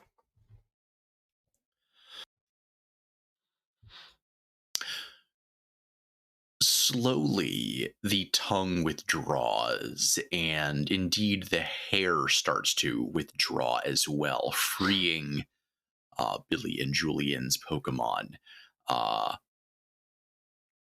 and lowering the Jinx to the floor as its hair sort of returns to a normal-ish length, just sort of bent over slightly, its hair just sort of hanging in front of its face. Oof. Yeah. Do you guys want to see if you guys can get your Pokemon out? At this point, the Pokemon are free. The hair has freed everyone, and now it is just normal Jinx length hair, and not in fact spider webbing all over everything. Well, mine are in balls, so they're easy to get. And mine are out, so they're ready in case this becomes a fight. I guess, yeah, sure. I guess if you want, yeah, sure. So I think.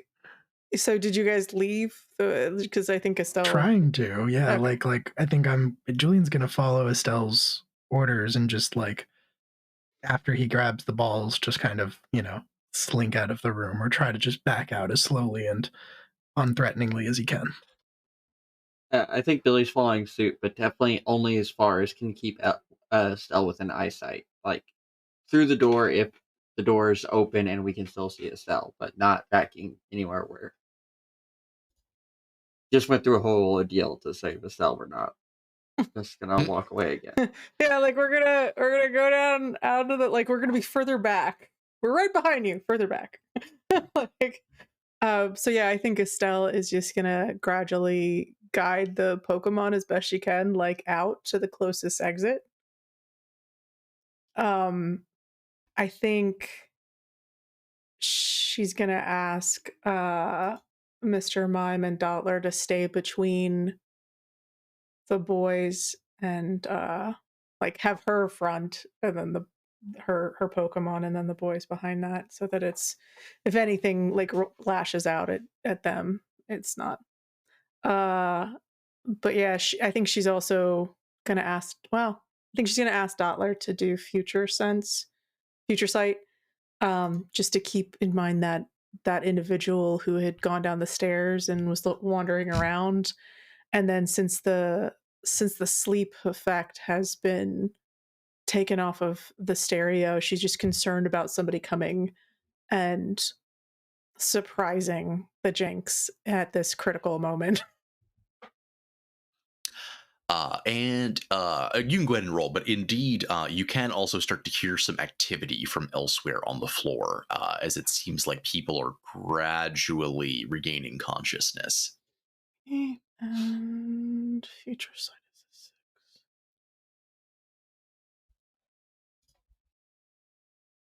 Okay, so that's a 4.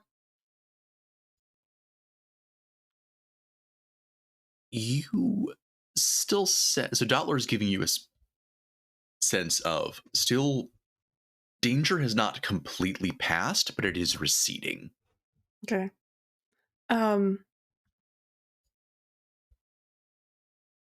Once we can get the Jinx outside. So I'm in my clothes, right? Yep. Do I have any Pokemon food on me? I'm gonna say yeah. Cool. I'm gonna give that to the Jinx because and like because start living up to the promises before we even leave. Like you don't have to eat this now, but I want to make sure you have this for when you want it and when you feel safe. And like I'm actually gonna be like telling the Jinx as I do things before I do them. Like, now we're going to go down this hallway. Some people might be waking up because your song stopped, but we're gonna go right to that door. That's the exit. And like she's gonna just be talking along as we go. The Jinx licks the Pokemon treats out of your hand, and your hand is subsequently paralyzed. Kill. Julian gave you one of his soup bags. I think that's probably what you have. Like she just like takes it and like pops it like a boba. It's like it's like a Capri Sun. We talked about this. Yeah, I will. Yeah, so I'm just gonna try to get the Jinx out, and then utilizing empathy. Is there a way I can find out what happened to this Pokemon? Can give it a shot, certainly. Okay, so it's just straight mine, or would one of my Pokemon help me? Which do you feel? Do your Pokemon have any moves that you think would be helpful? Or you could also get Billy to help you, potentially. I mean, Billy also do be psychic. That's true. Billy, you want to help? Yeah, sure. And I'm going to tell the Pokemon we're doing this, just like, now we're going to reach out to you psychically to try to find out if you can show us who did this to you and what they did. That'll help us keep you safe. Listen, if you need a big blast of psychic rage energy, you know where to find me. Mm-hmm. I think the Jinx has enough of that. You guys might bond. Like, all right. Do you want to roll, Belly, or do you want me to roll first? I rolled Ooh. 28. Nice. That's a 6. So you succeed. Let's see if yeah, cool. I explode. Cool. So that's a 16 altogether, you and me. Mm-hmm.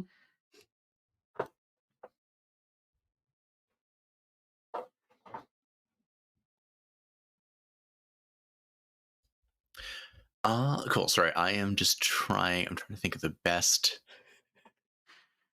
way to You thought you were gonna have another battle, and I'm like, no. We're saving Pokemon today. No, and I'm down with it. I would have forced the issue otherwise. But I'm trying, and there is actually a reason. That already existed. I am just trying to figure out the best way to deliver that information in this context. Would you like a 5-minute break? You know what? Or you know what? If you can talk amongst yourselves for like 2-3 minutes. Yeah, we could do that. So how on earth did they get us here? Like, what do you remember? Oh God, a lot of things happened.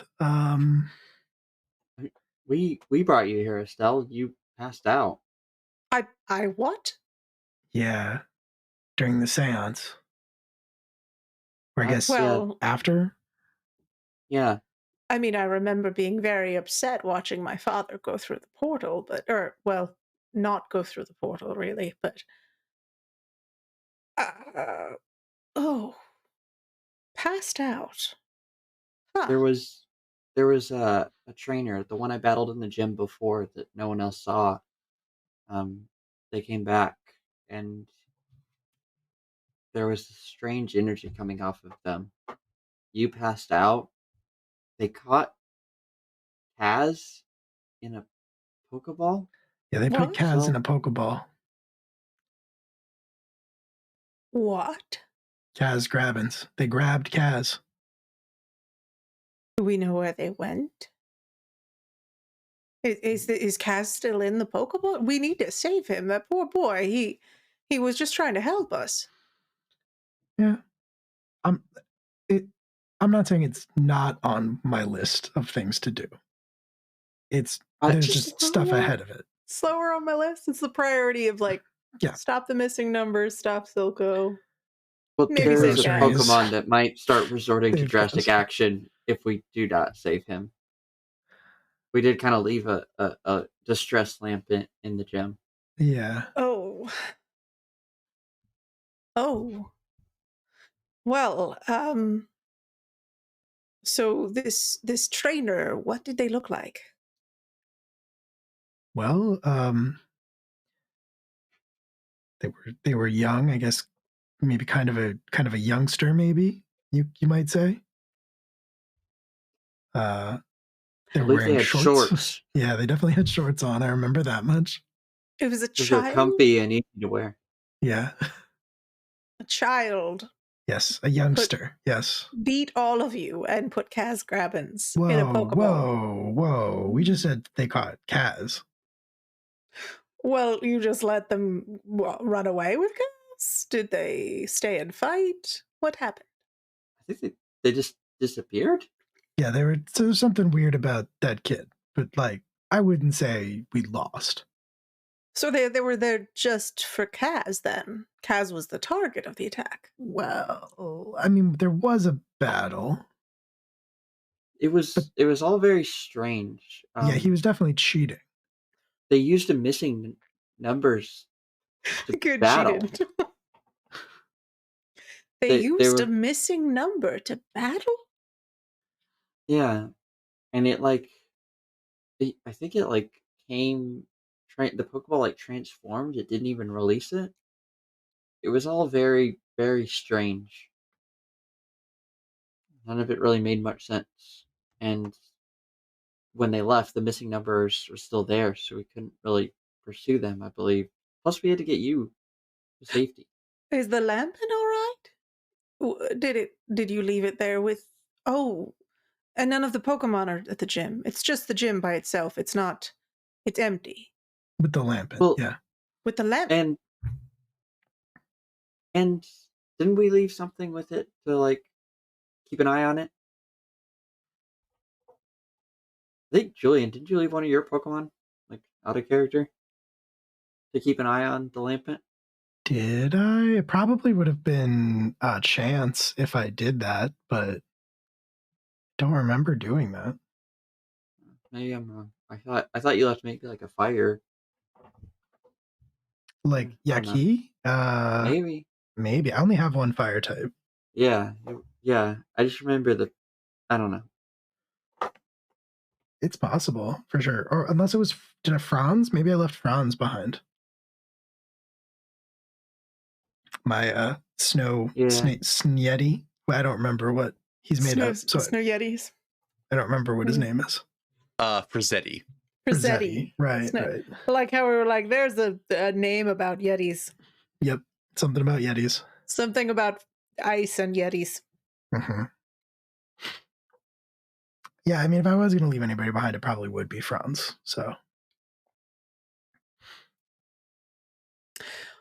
So a child battled you with missing numbers. Looked like a child. Didn't act like a child. All right. Or it acted too much like a child. I don't know. It was very creepy. Using missing numbers. Yes. And then captured a human in a Pokeball. Captured Kaz in a Pokeball, yeah. Humans shouldn't be able to go in Pokeballs. We aren't digital data the way that Pokemon. Oh my God, you're I right. never really tried. Have you tried? I mean, it's been theorized it might be possible. But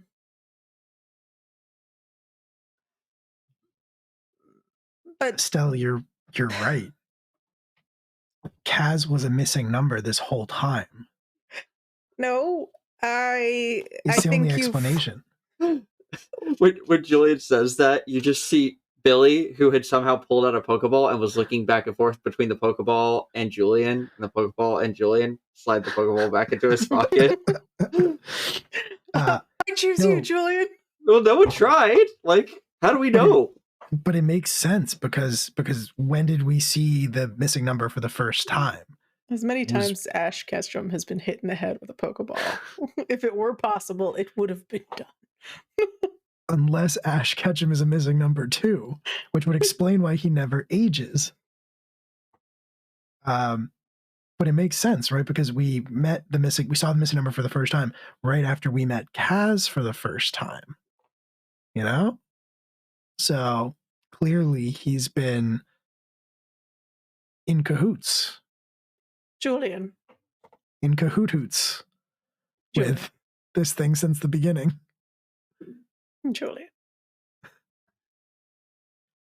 You cannot Estelle. leave Kaz to rot in a Pokeball. We're not doing that. I said it. I told you it was on my to-do list. Save Kaz is on there. Somewhere. Does it occur to you that saving Kaz might be the way we figure out how to save the rest of the people who've been disappeared? I mean, you saved us. Maybe You were Oh. only sleeping, dear. There's an entire city worth of people and things that have been taken off by the missing numbers. And Yeah. one of them was your friend. And the biggest thing, the biggest weapon we had for the missing numbers, for writing them, was putting them through a Pokeball. And if that's something we could do to save these people, well, then isn't that worth doing? Even if it starts with Kaz? yeah, I guess. Fine. We'll save Kaz. Good boy. I don't even know what you say to like when somebody does the right thing. Fine. Okay, so glad we came to that consensus. Sorry, I had to do some rampant rejiggering of some stuff and figure out how I wanted to present some stuff. So I left a little message in the chat that is probably better than me explaining it with my voice words. And I can let you react to that information however you want to do it. Oh.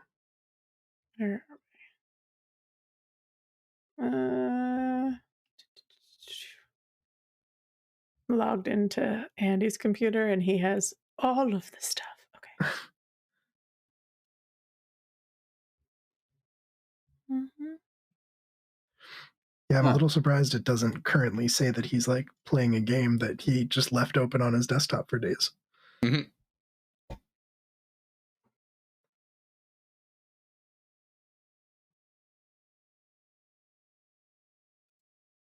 Okay. Yeah, that's interesting. So, we get like flashes of I guess this information where the Jinx was utilized for techniques to take memories and information from people by Silphco. And obviously this was very traumatic for the Jinx. Utilizing Dream Eater, I guess. So that explains the hungry look. So when Billy and I get this, like Estelle actually stops, like, and her tiny grandma hand like clenches into a shaking fist. The Arthur fist.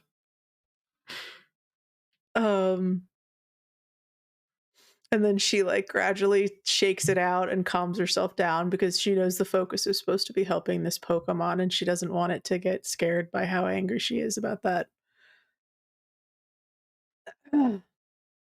Billy, you should tell Julian that because it's very likely that they are here. So once we get this Pokemon to safety, and now that everyone's woken up, I'd like to go find them.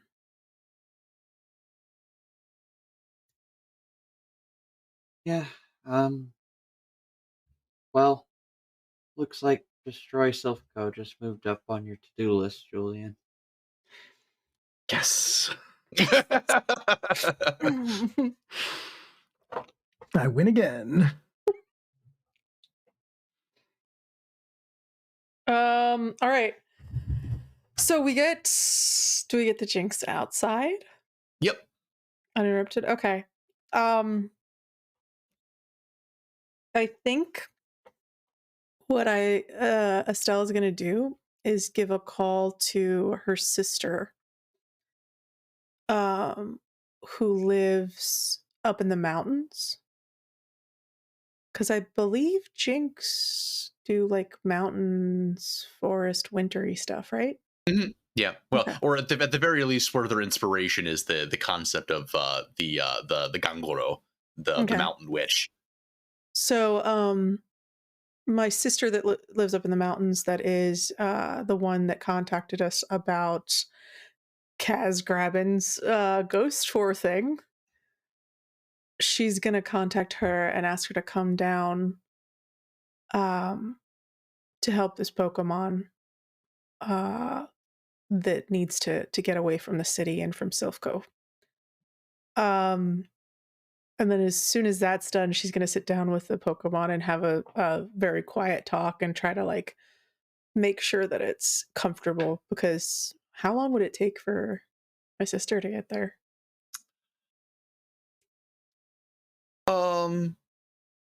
Probably a while. Yeah, a little bit at least. Yeah. Yeah. So what she's gonna do? A couple hours probably. Yeah, I think what she's gonna do is I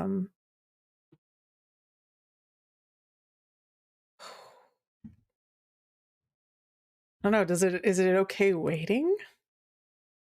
Does it look less traumatized now that it's away and outside, or does it need to like just go? And what's its tongue doing? Maybe describe its tongue some more. If you feel like it, sure. It's vibing, it undulating. I think what I'm gonna do then is actually like leave.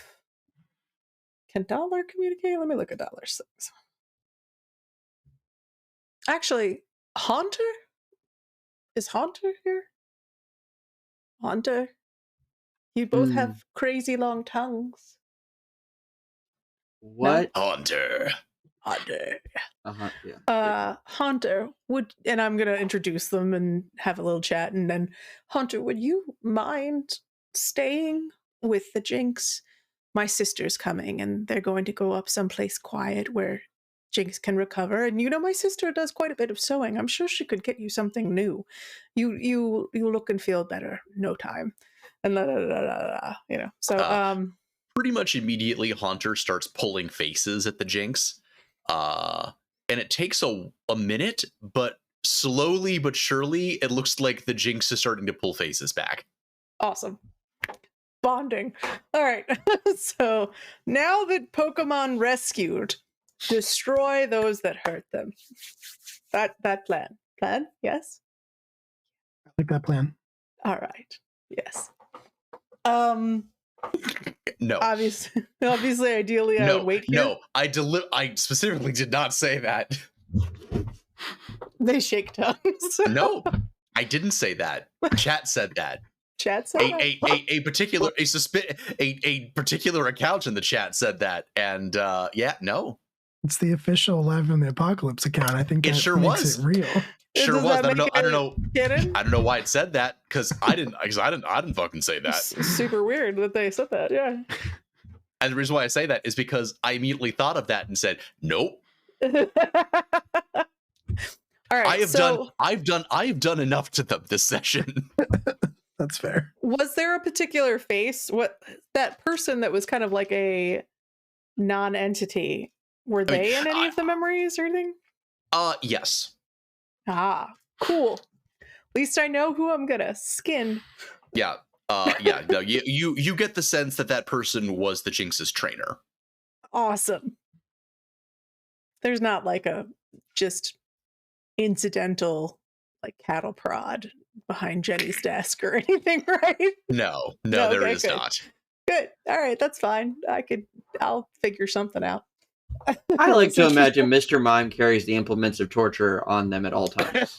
Well, he can But just they're invisible. manifest them. Yeah. I mean, but Yeah. they're invisible. I mean, it's Yeah, really you just it's like Chekhov's torture implements, you know?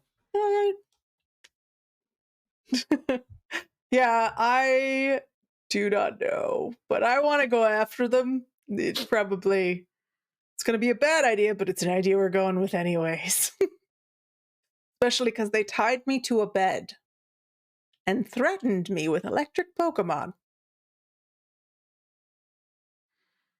They made me eat corporate beans.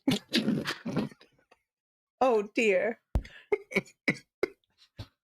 Were they in burger form? That's diabolical. Apparently. I'll be honest, my life didn't seem that different. So What? gonna have to think about that. Julian, what are you talking about? The like weird fantasy that it stuck me in. I was working at a restaurant. It was a worse restaurant, but I was still working at a restaurant. And then I was on a cooking show. That's ridiculous. Everybody knows my sister's going to leave a restaurant to you. We're same life. And she just walked herself towards the hospital. Maybe. Maybe Also, Julian thinks like about the pig night. I was going to say, right, yeah, no, turns out she leaves into the big night. Yep. I was gonna say, Why do you think he's so hard on you? He's training you up.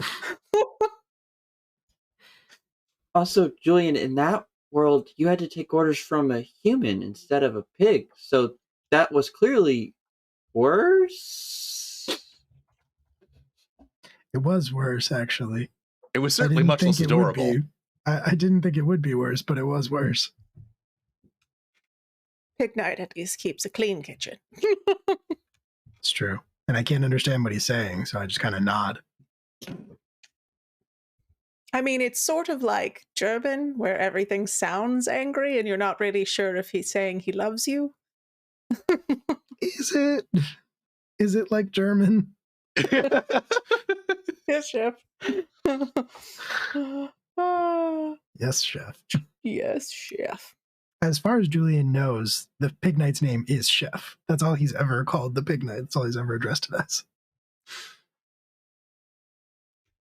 All right. Do we want to go battle this guy or do we want to save it till next time? What are we doing? I was going to say, at this point, this seems like a good point to end the session.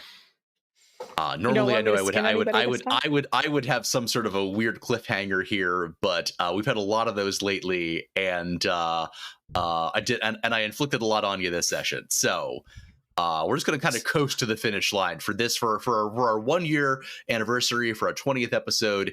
As a treat, we're going to end this episode on a surprisingly wholesome and trauma-free note. Surprisingly wholesome and sort of trauma-free, except we're all thinking about them shaking tongues. You know what? That one ain't on me. Oh gosh. Good fight, good night. It's hard to Thank believe you. It's been a year. I know, gosh, it has been. I like Liz was saying before we started streaming, I had long hair when this started. Yeah. I still had my lockdown locks at that point in time. I don't remember what color my hair was. Let's check YouTube. It could have been Let's go to the tape. To the tapes.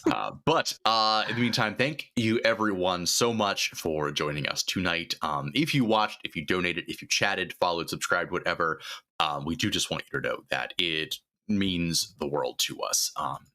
Everything that we do here would not be possible without all of the great folks who follow us and interact with us and donate. We will be back so tomorrow for Band in Dual City, and then we will be back with Missing Numbers in 2 weeks' time from today, and then in 1 week we have class reunion. And you know, I don't know why I'm listing all of these. Why don't we let's go through the outros. Will, take us out. Yeah, sure, absolutely. Hi, hello, my name is Will. I played Julian tonight. I'm here a lot. You can find me. I do run Class Reunion, which will be this coming Tuesday. There is no Wildcard Wednesday game this coming week, so don't look for one. We're going to be dark on Wednesday. Probably, if I had to guess, not a table talkalypse on Thursday either. So just Tuesday next week. But definitely check out Band in Duel City tomorrow night and listen to Academy H. I run that game and I edit it, and it's very good actually. A new episode came out this past Sunday, and a new episode will be coming out this coming Sunday. So yeah, keep an eye out for that. That's it.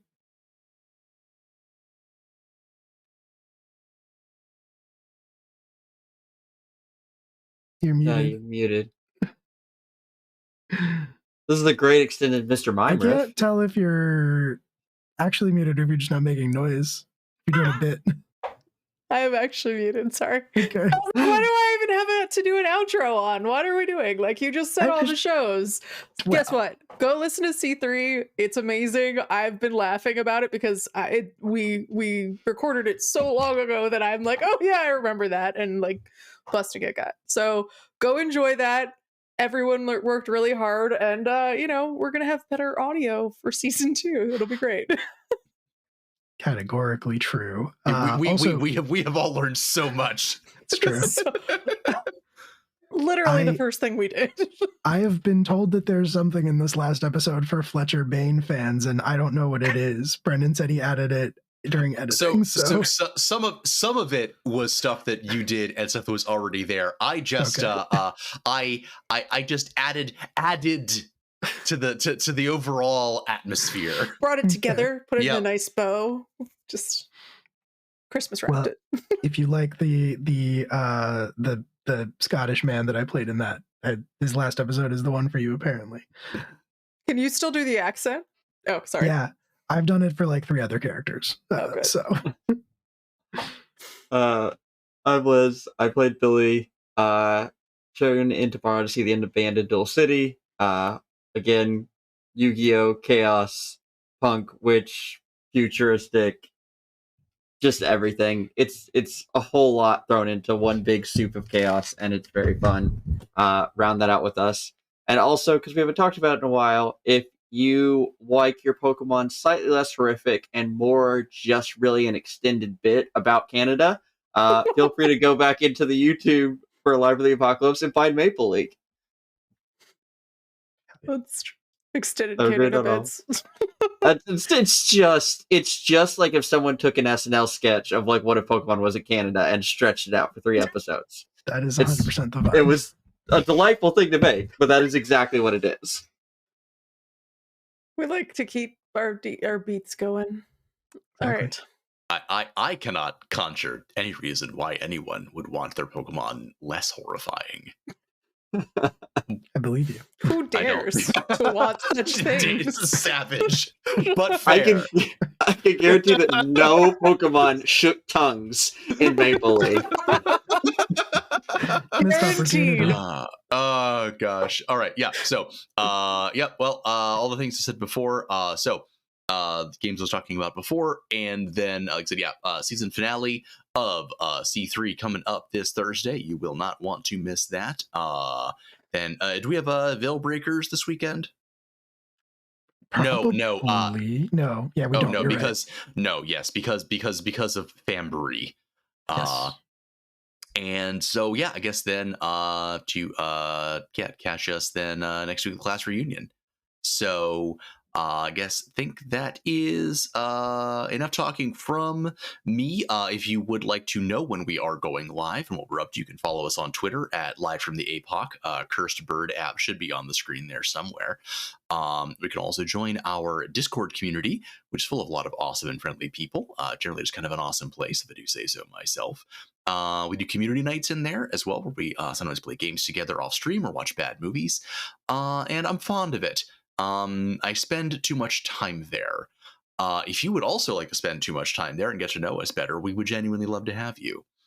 And I think we're going to be disappearing in just a second, but don't go away because we're going to be raiding one of the many other great TTRPG creators here on Twitch. So please be friendly, say hi, and tell them that Live from the Apocalypse sent you.